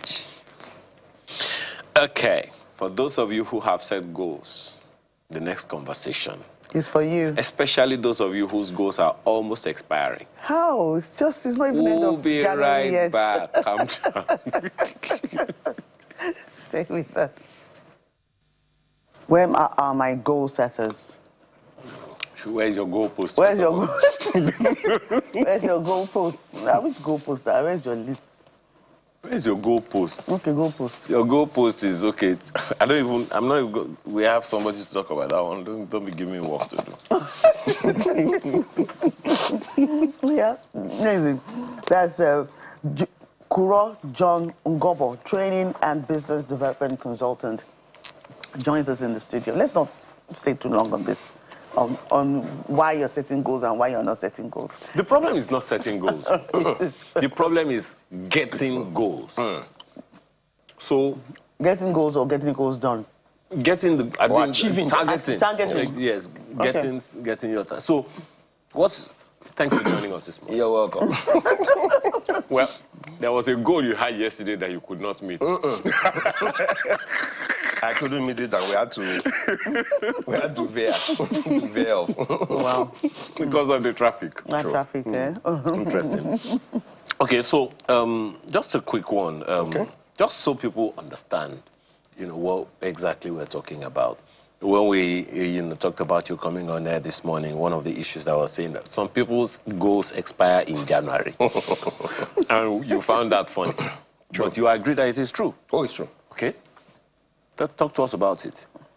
Okay, so I like to start, because I'm in learning and development, I like to explain things first so I'll take a little time, but quickly, what is a goal? First of all, it is something you intend to achieve. Usually, if you don't set it right, there's a problem. But like you mentioned, I think the bigger problem, there's a problem with setting it right. We'll talk about it a bit. The bigger problem is setting it without planning what happens every step of the way. Now, with the January goals, real quick, why they expire real quick is that most times people set goals because it is in the air to do so at the end of a year. It's what most people do. They have a new year. In fact, they call it a New Year resolution. Let's be clear, a New Year resolution is usually not a goal. It's something I would like to see happen in the new year. Because let's clarify that. A New Year resolution is actually something I would like to see happen in the new year, now that we are closing out on an old year. Wait. The word resolution is supposed to stand for resolve. Resolve. True. Resolute. And I thought resolute sounded like determination. True. I like the way you said it. Sounds like. People make it, right, thinking that that's what they're doing. But what guides them to do it most times is because everybody else is doing it, right? So the resolution in itself is really wishful thinking. Oh dear. So in the course of this next year, I want to have money. So I'm going to do 3 things to make me have money. Now, in that moment, just before Happy New Year happens, everybody's setting something, and you feel out of place if you don't do it. And then guess what? People do it to communicate to others more than they want to do it to be real to themselves. Like somebody trying to propose, sorry, nobody comes after me for this. But someone chooses to propose to a woman, and the first thing you want to do is propose in public. Excuse me, who are you marrying? Can you ask her privately first, personal opinion, and be sure she's ready to marry you before you do all this fanfare, so that when she says no, she feels like a bad person. So we're more interested in what the world thinks, how people see it, than a serious reason to do it. So it should be a resolution. But it's usually done in the moment everybody else is doing it, and they just picture themselves with a yacht next year and then set a resolution. Okay, but I often think, well, I don't know what New Year resolutions are now, but a decade or 2 ago, I know that when we talked about New Year resolutions is maybe there's some things that you planned to do in the outgoing year that you quite did not achieve. And because you were procrastinating and you were doing, and then you resolved that, you know what, in this 2026, I am resolved to see this through. I'm going to get it done, regardless of whatever obstacles come my way. I'll try and overcome it so that I can see it through. Maybe it's getting an MBA or getting. I thought that was what the New Year resolutions were about. That's what they're supposed to be about. Like right. That's why I said now where we are. All right. People do it more because others are doing it. I will feel out of place if I don't. And it's largely wishful thinking. If the resolution part was a serious thing, there'd be a plan to get it done. And there will be little things to put in place. So what happens is we do it in that moment of everybody, oh, New Year resolution, I'll do this. Then we go into the next year. People generally also subconsciously act like January 1st, the first few hours, the weather will change. And the cloud will go red. We all thought so. It's January 22 or 23 that it's changing. It's not changing on January. It rained on January 1. Yes, it did actually. So heavily. The truth is nothing changes outside of you. So people don't make the changes on the inside that should make the resolution work. They've largely made it in the moment. We've moved into the new year. Nothing has changed. But you expect it was not going to happen. Okay. So most times, by the 3rd week of January, the person is no longer going to the gym. Yeah. I said you said it. I said it. Oh, they've said, I cannot come and kill myself. No, that's not complete. I cannot come and go and kill myself and die. Flat tummy is not helping anybody. Okay. Now, because at the end of the day, everybody wants to get better. Everybody wants a better life. Everybody wants some kind of improvement in their lives. Now, the challenge is not the desire. No. The challenge, I don't think, is also the will. Perhaps the challenge, you may educate us, you're in the training and development space. Perhaps the challenge is, what are the things that need to inform the desire or the will to do it? Because if there is no enabling environment for doing a thing, as you said, it's just wishful thinking. Okay, great. So the starting point should be set it and set it right. There's a challenge there if you don't get that right. Most people set goals that are not that vague and are not clear. And here's the problem with that. You don't know when you've achieved it. Someone tells me I want to be rich next year. That is so vague. Right. How do we know if 10 million is enough of rich for you? And you just keep going. So I'll take an example of somebody called Joe who says, I'd like to have money in 2026. And I say, your goal is vague. Can we make it smarter? No, not smart. Smarter. First specific, give me a figure. He says 10 million at the end of the year would be great. So we have a specific goal. He says, I said, how do you measure it? He doesn't know. Let's start with, you've said end of the year, so you have 12 months. Can we put a figure to it and say, save whatever you do. I don't know what you do. Whatever you do, save $1 million every month. Now, if you do that, it's now measurable. And then you can do that every month. By the end of the year, you have 12 million. He's thinking $1 million a month seems a lot. You are the one who said 10 million. Joe, it's not. But can I break it down a bit? Maybe you can do $250K a week. He's saying, okay, that sounds reasonable. 250K a week means 1 million a year. Yeah, can we break it down some more? Every weekday, save 50K. So it's now very measurable to a daily thing. I say 50K a day, I'll have 12 million at the end of the year. Is it achievable? Joe says, what does that mean? Do you have a job? Are you earning income? Are you doing something? Oh, wow. Because if you don't answer those questions, it's still wishful thinking. Yeah. So Joe puts it into context. He must also agree, what more do I need to do to make enough money to save 50K a day? Can we make it more relevant to bigger goals? Joe, you want to travel to Canada in 2027. Good. Save 10 million this year. Then you need less of proof of funds. You have money of your own. So it's now the desire to do it is more. It's time bound because it's December 31st, 2026. Can we add two things to it? Make it a goal that you can evaluate every now and then. So can you check every week if you've saved 250K, for instance? Can you check every month if you've done 1 million? Can you then review it? So I've made your SMART goal smarter. Can you review it? You can review what you are doing. Maybe I need to do more. Go to Upwork, do work there, get paid in dollars, do more. So setting is the first problem. Once it's not set properly, then even when you get to it, you don't know. You can keep running, not knowing that the race is over already. So setting is the first part. Get the vague out, then it becomes easier. After the setting part to the goal is to then be honest with yourself about what do you need to get it to happen. Not everybody needs to go to a gym to have a flat tummy or a six-pack. That's the honest truth. Or to be fit. Or to be fit. So to start off saying, I must pay gym subscription before I become fit is getting it wrong. What if you can't afford it? Maybe you should fetch water in your estate for everybody and do this when you're carrying the water to lift it. I don't know. Maybe you should just do sit-ups. But the resources you require is next. Many people don't plan around resources. Sometimes resources include support. People I can call to give me information. People I can reach out to show me an easier way to get it done. Sometimes even the resources is time. Yeah. The biggest resource actually is time. The biggest of them is time. And people don't plan around time. They just assume that, oh, I have enough time for this. You know how you're heading somewhere and say it's 2 hours, I'll be there in 2 hours. So you leave in 2 hours. Are you ready? Like you did yesterday. Like I did yesterday. I was going to Ibadan and I went back home. I remember a time in 2008. The horrendous traffic almost ensured that I didn't keep a date with my marriage vows. It was horrible. The traffic was terrible that year. And I think every other time now. From time to time. I don't know. I think it was in 2012. No, 2010, 2009, 2012.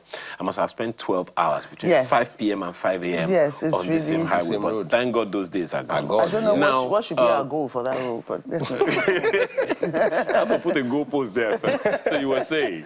Yes, something you mentioned too is the environment, which I totally agree. The environment can throw you curveballs like that and just change everything. Like it happened to me yesterday. So we're back to Joe and setting these goals. You really can't beat the environment, but you can create buffers. You can have wiggle room. For instance, Nigeria has economic instability. Let's be frank. Things change suddenly, and then your plan to buy tomatoes at 1,000 has gone to 3,000. Those are realities that we must pay attention to. Systems are weak. Institutions are weak. Infrastructure is not where it should be. So you are at home working towards this goal, and then they restore power for the first time in 1 week. You are going to stop everything you are doing. Yeah. And iron everything ironable, charge everything chargeable for the next 2 hours. That's the reality of where we are today. So I suggest to people who want to get those goals achieved to also leave, after you've set it properly, and you're creating a plan around it, resources and co, please leave a little wiggle room along the line. Leave a little wiggle room where, in case this moves, I could do that. That's a lot of work. And I guarantee you, you can't do it on the 31st of December at the end of the year in 2 minutes. Okay. Perhaps that also speaks to how, I don't know how to put this. Because if we only do annual goal setting, these challenges could occur from time to time. True. So is it okay to say, okay, why not set a 5-year goal, and you at least you have something to look forward to in the year ahead, and then you're just putting them in steps. True. How does that sound? I think that's the best thing to do, and I did it twice in my life. So I got into University of Ibadan. Interestingly, I heard you talking about University of Ibadan earlier. And Don't told let myself, somebody start. we're not going there. But I got into the school and told myself a long time ago that I had to come out with good grades, 1. Yeah. And I had to come out quickly, 2, because there's nobody who will pay my tuition after the normal years. Yes. So I went to my department, asked them, how do you calculate first class, second class, all of that. They told me. What scores do I need to have per course to get to this bracket? They told me. And I walked away and wrote on paper, I want to have a second class upper in 4 sessions. You can't say 4 years in Nigeria. Strike could strike you out. So 4 sessions worked for me. And I scrunched it up, threw it away, and I told nobody till I finished university. And I had a 2-1 in 4 sessions. And everything I did along the way, which is what goals do to you, they make it easy to say no. They give you direction. So that helped. When I got into banking, I did it again. I had a 10-year plan to be a full manager. And I didn't tell anybody. I just set a 10-year plan. You become a full manager in banking, you get a car, you get a driver. Tear rubber, as you say it in Nigeria, and some perks come with it. So I said, let's do 10 years, become full manager. I spent 10 years going on that journey. And in the 10th year, promotion list came out, and I was a full manager. I think it's best to not tie to pockets like years. What happens at the end of each year, or any period you choose, it doesn't have to be a year for you. Some crazy guy sets his goals birthday to birthday. Not January to December. So if his birthday is in October, what he will do in the next year of his birthday, he starts to do from that day till the next birthday. So by his next birthday, he wants to achieve something. Now for him, the milestones were set around him. So even his birthday celebration for next year is tailored to what he wants to have achieved in that period. And reward himself. And reward himself with that at that time. I think people should stop following general, this is how everybody does it, and choose what suits you. That's what I think. And I like the idea of doing a long-term 2-3-year goal. I mean, nobody wants to build a house and say, I must build it this year. So if it's a long-term goal, it helps. And very importantly, please, people should note 2 things. 1, start small. And 2, stay consistent. Start small. Jump into the gym and lift the biggest weights. You're going to hospital straight. Start small, but just do it consistently every day until over time it becomes second nature. It is even, you may even be surprised that even if you start small, the gym thing that you buy, even if you start small, your first day you can faint. Exactly. If you just jump in and... You think you are fit until you enter it. Yeah. And then you know. So the conversation is not about goal setting. It's about goal getting. Yes. Yeah. So you've set it right. Good. You've done everything that you're supposed to do. But along the line, as you said, things happen. And for those who have capitulated like that over the years, this year I'm going to stop smoking. This year I'm going to stop drinking. This year I'm going to stop this habit. This year I'm going to, pivot to this and to that. Okay, I'm going to change from this to that. Okay. Perhaps the challenge, okay, maybe you want to tell us why those things are difficult, because we hear that nature abhors vacuum. True.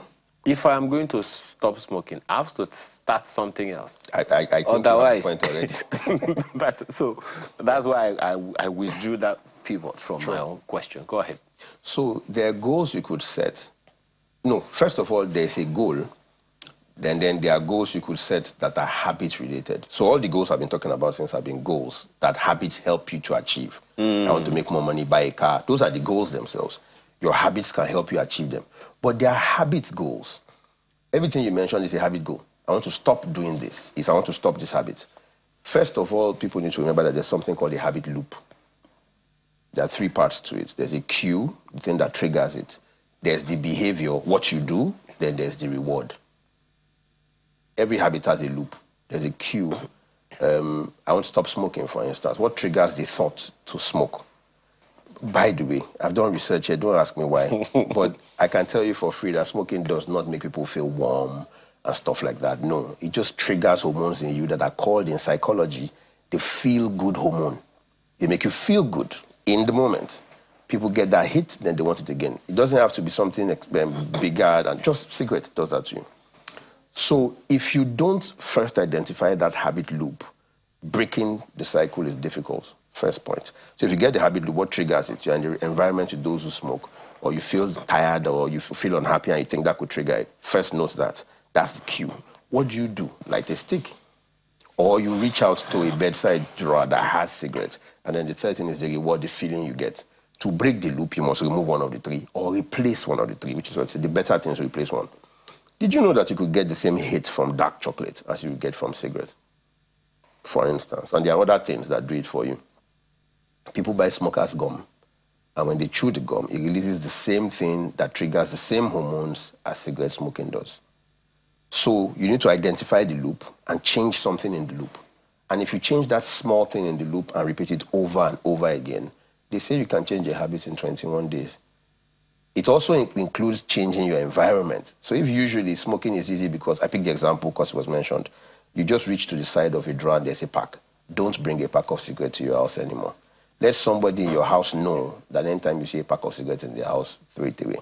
Start with little things. People who say or suggest things like, if you stop, something will happen to you. Yes, there would be something called withdrawal symptoms. It's psychological. They don't kill people in themselves. That's the truth. They don't kill people. So if it's a habit loop, rather than just setting the goal and saying, I want to stop smoking, if you don't change all these things, change the habit loop, remove the enhancers, your guys who you go out with that encourage this to happen, you have a wine cellar full of drinks nobody's drinking, you're going to, in the middle of the night, once in a while, and say, I cannot kill myself. How did you say it? And I cannot kill myself and die. Come and go and kill myself and die. But you know, you said something about goals, the goal getting earlier, about, you know, the achievement goals and all those things. That there are some things that aid them, habits aid them. I suspect that one of those habits you are talking about is discipline. Now, what other things, what other such habits do you think people need that can help those achievements? First one is discipline. I totally agree, and I like to define it in a simple way. Discipline is doing what needs to be done, whether you feel like doing it or not. When people register that, it helps. Because these days people say, do what makes you feel happy. No, don't do what makes you feel happy. What makes you feel happy could send you to jail or kill you for that. Do what needs to be done, whether you feel like doing it or not. That's emotional intelligence. I won't go there right now. But you will feel a certain way and say, no, in spite of the way I feel, this thing needs to be done, I will do it now. Discipline is the biggest of them. And discipline is not motivation. Motivation is spike, is yes, let's do it. Oh, they hit me. It usually dies when last man of VIO catches you along the way. Or those environmental things come up. Discipline is I will do it, whether anybody's watching or not, whether I feel like doing it or not. So discipline is the first one. I think the second major one is consistency. I'm not there yet, I'll be frank with you, with some aspects of my work. I'm in consulting, I'm training people, I'm doing stuff like that, I'm helping to recruit.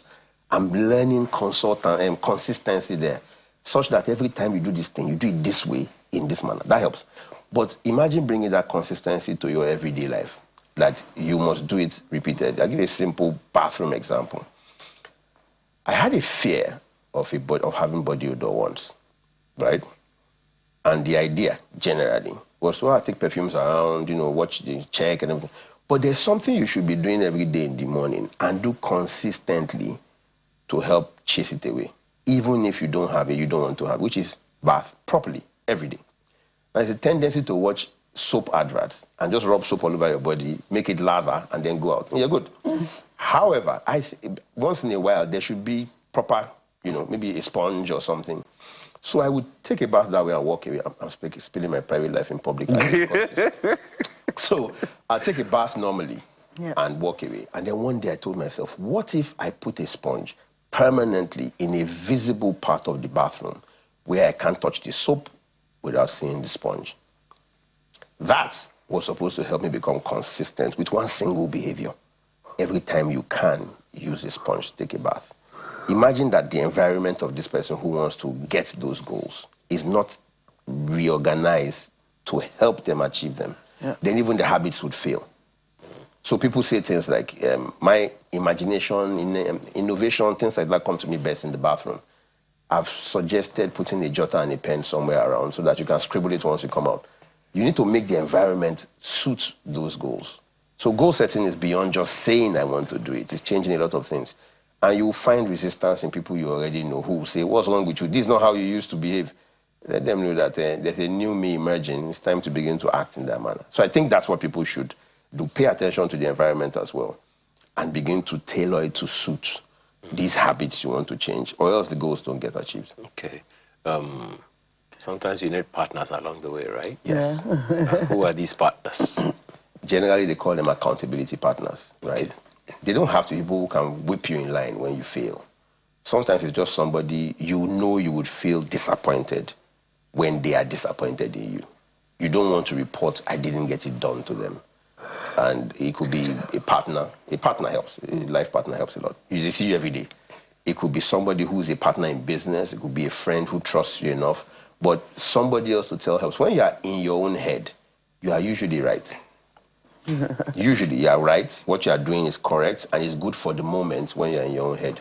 Somebody else needs to tell you once in a while that you will not get 10 million naira at the end of the year.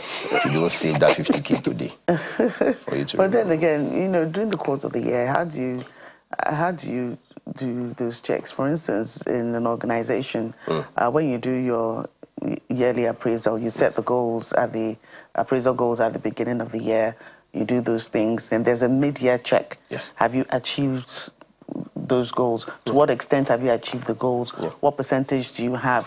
What else needs to be done to push you to where you're going and all that? So in the personal goal setting, to get the goals, to go, we're talking about goal getting. Sure. How do you do your checks in the mid-year checks to say, where am I at? What am I doing? What am I doing right that has pushed me? Are there things I'm doing wrong that's slowing me down? All those kind of things. How do you do those? In there? I like that you brought in the workplace example, because that's my orientation from banking from way back. Every week you are doing a weekly report. Every month you are doing you are going to a meeting where we tear everything down, leave no details, take no prisoners. That continues all the while. So you don't wake up in June mid-year and say, I didn't know we have gone this far. We can apply the same thing. Let's go back to Joe. Yeah. Joe, I told to break down his 12 million a year, which is more than what he intended to have anyways, to 50K a day. Then I said, pick, and anybody should look up smarter goals. The E and the R at the end should help you evaluate and review. So pick a period of time where you can check that app you are saving in to see if you now have 250K at the end of every week. That's evaluation. You need to set it for yourself, and a partner helps. A friend of mine called me, interestingly, he's a man of God, and said, I need to save, but it's difficult because there's so many things pulling at me, and I have empathy. And when I said, yes, I know. Go and find somewhere where they will come in, where a machine, a bug in science today, of course an app, will come into your account every day and pull an amount of money out. Said, are you serious? I said, yes. I did it 1 year, and then I did 1,000 a day. Then on the day we agreed, I got a credit of 300 and something thousand plus the interest. And I said, this feels good. So the next year I made it 2,000. And if I don't have money in the account, I don't get harassed. If I put money in the account, they have no chills. Bob just goes there and take all the money for the last 5 days and locks it somewhere. And I signed some kind of thing with them that don't give it to me till then. So end of next year, 700 and something thousand naira. Now those 1,000 nairas will go somewhere. You will spend them. So if you are not sure about accountability on your own, evaluate, check every week how far have you gone, and then review what more do I need to do, which is what I said earlier. Then let an accountability partner help you. Sometimes the human beings that we pick as accountability partners, they also fail. Because for instance, the guy who wants to save, and then your friend, who's your partner, needs 50K from you, he'll tell you one day cannot kill you. Give him. Give me this 50K. Well, we're done. We're done. Well, can I ask you this? Who is Joe? I'm just asking. Oh, Joe is a hypothetical. I know. I know. All right. So thank you so much. That was really an eye-opener. Koro, John Ngobo. Yes. I got that right, yes. Training and business development consultant. A pleasure again having you on the program. Thank you very much. We've talked about Kuro, we've talked about John. Now it's time to talk about Karo.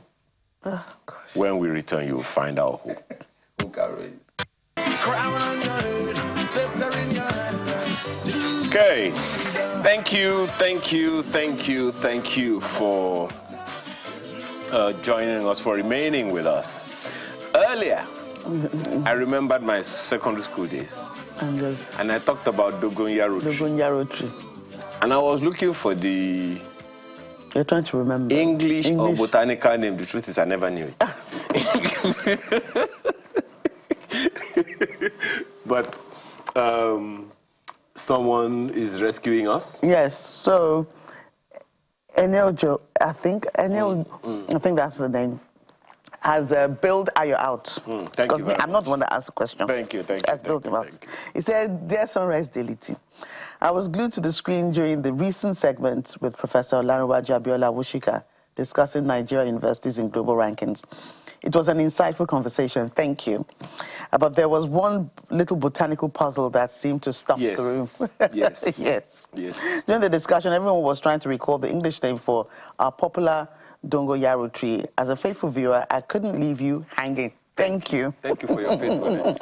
The English name you are looking for is the neem tree. Wow, that's an eye-opener. Well, we have neem everywhere. N-O-E-E-M. N-O-E-E-M. N-O. Thank you so much, Thank you so much. Thank you. Well, that's talking about names. You know, I talked about Karo, but Karo is not our guest. We'll get there in a bit. Artist of the week today is a legendary Nigerian reggae gospel artist. You probably have an idea of who I'm talking about.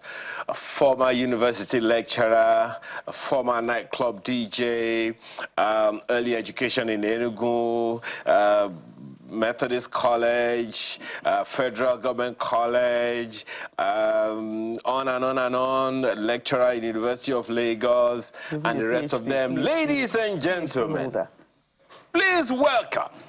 Oh, they have already even brought him now.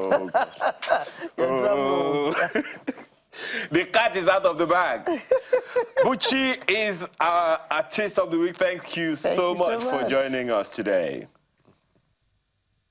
Thank you very much. So good to be here. Yeah. Wow. Happy New Year. I wish you the same. Oh, that's true. It's been a very long time. Very long time. Too long. Because you're well. You've been well. First of all, Joke, you know, is supposed to be the one to ask you to go. I want to put it in a particular way. You know, first of all, how long has it been since you quit the gown? Yes. And entered town? Yes. So. And because I was wondering, wow. I love that. It's been long, really. Yeah. This is 2026. Yes. Yeah. It's been almost 20 years. Wow. Yes. Or about that. Wow. 20 years. Since I quit the gown and entered town. Well, interestingly, was it when you were still with the gown and entered town that you began, you know, operating as a DJ, or which one came first?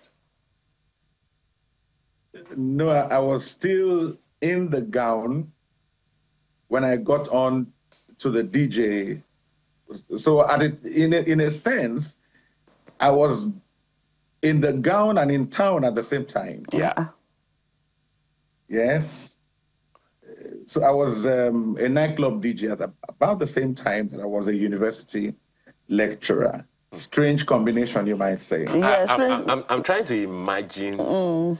I'm just trying to imagine Buchi, a DJ. Yes, now. And seeing that he studied English language and literary studies. I mean, if you are studying music, I'm looking for the correct. If I'm trying to imagine Buchi with a headset and doing mixes. I don't know. But he sings, so why can't you imagine him? Remind me to send you some photos. Oh, really? I'll be waiting for that. So what was your inspiration, apart from DJing at that time, what was your inspiration to, you know, leave the gown, since we're speaking in parables now, and, you know, come fully into music, and you've really made some great hits that, you know, everybody loves, really. Thank you. But at no time did I really intend to leave the gown. And the gown never leaves you, really. Right. And so the music stage became, for me, in a sense, an extension of the classroom. Just that the subject matter changed. It was no longer teaching English. It was now propagating the gospel through music. So, in a sense, an extension of the classroom. Interesting scenario you've drawn there. We're trying to tell a story here. There are many people who are also watching you now and have been thinking how to pivot. Something definitely, prompted you or probed you to get into the town, as you have put it. For someone who is looking for that pivot, what should they be looking out for? Are there things around them now that they need to pay a bit more attention to so that they can easily make that transition from wherever they are now to what is burning in their heart, but they don't have a name for it? That thing that's burning in your heart to do, that do. And it doesn't have to be from where you are. Wherever it takes you, wherever the passion takes you. For me, it was not very different. Being preoccupied with Black African activism,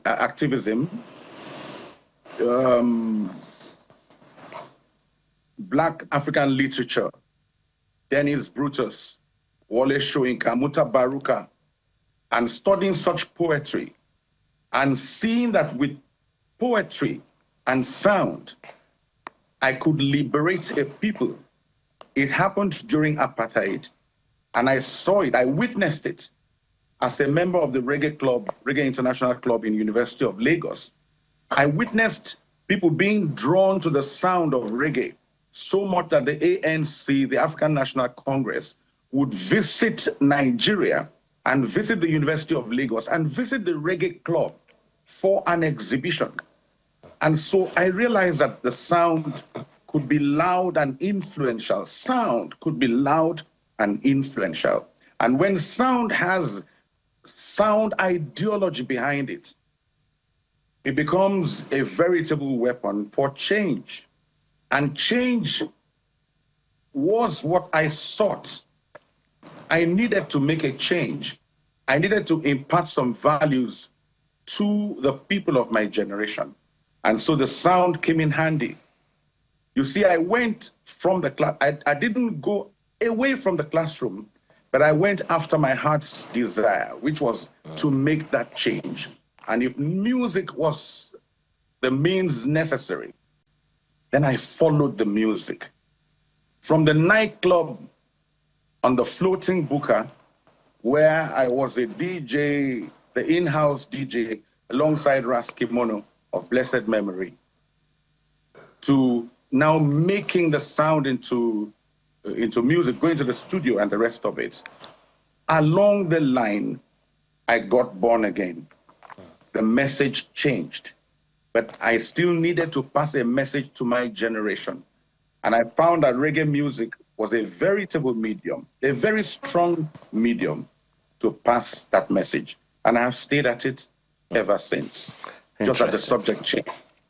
Well, now it is the gospel of Jesus Christ. Yeah. Interesting. Right, that was good. Well, it's good that you talked about reggae, because the question I was going to ask you was that, reggae is tied to Rasta, the Rastafarianism, and how you navigated that theological, issues to be able to use reggae to perpetrate the gospel, as you have just explained it. But if I can dig deeper now, since you talked about it, what was that specific spiritual encounter that changed everything for you? Oh, my goodness. Now I don't know how much of it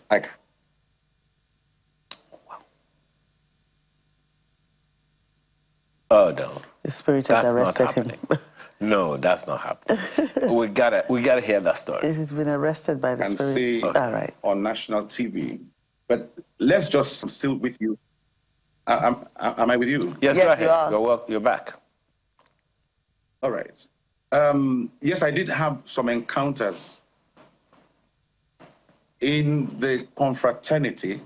At this time, I had become a member of the confraternities, one of the confraternities, one of the many confraternities in the country.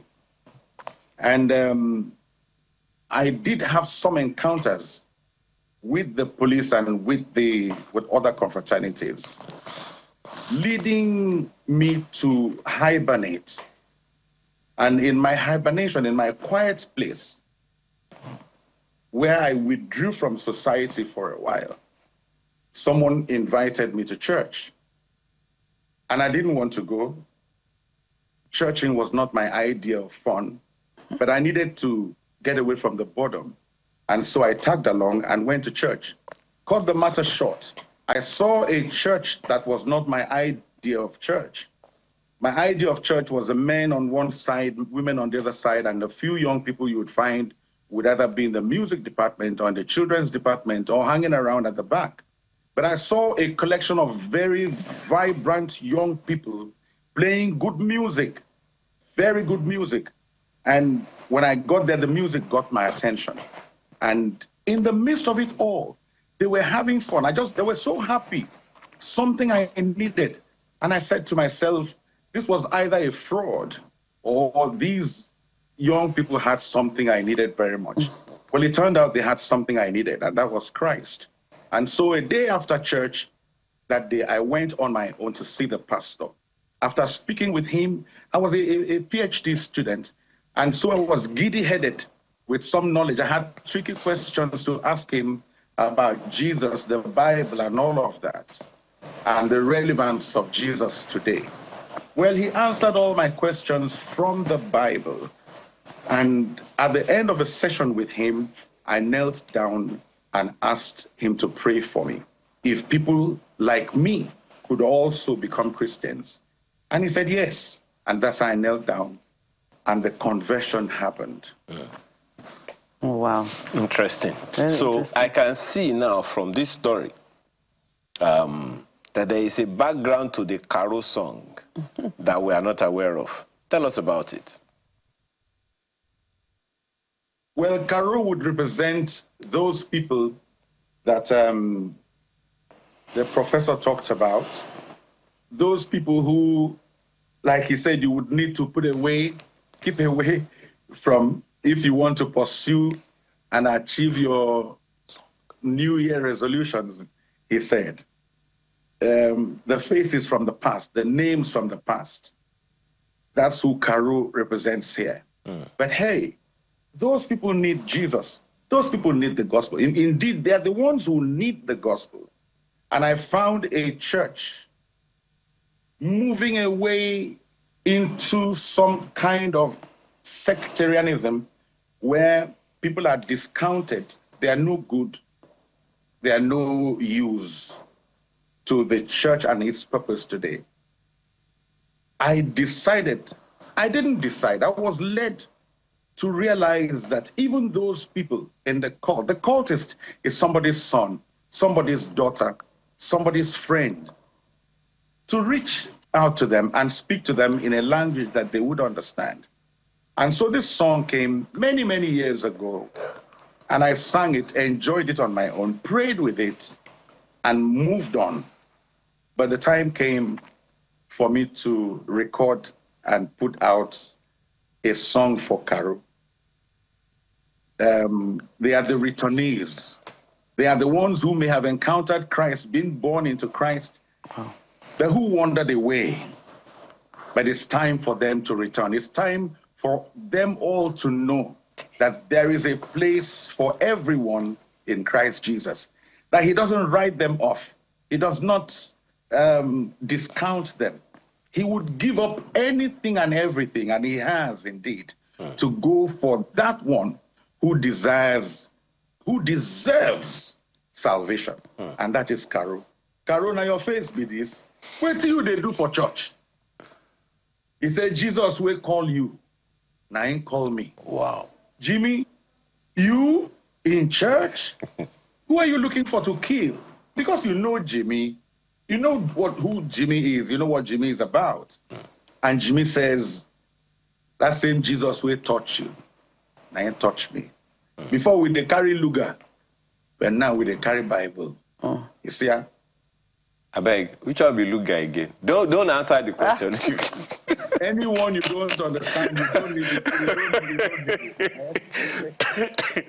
So that's a new one from Buchi. We have to thank you very much this morning, and I sincerely hope that we'll be able to play that song for you too as we close out on this segment today. Thank you so much for your time, Buchi Atu, popularly known as Buchi, a foremost gospel reggae musician and songwriter. We appreciate your time and your thoughts and the inspiration that I'm certain you've given one or two persons listening to us this morning.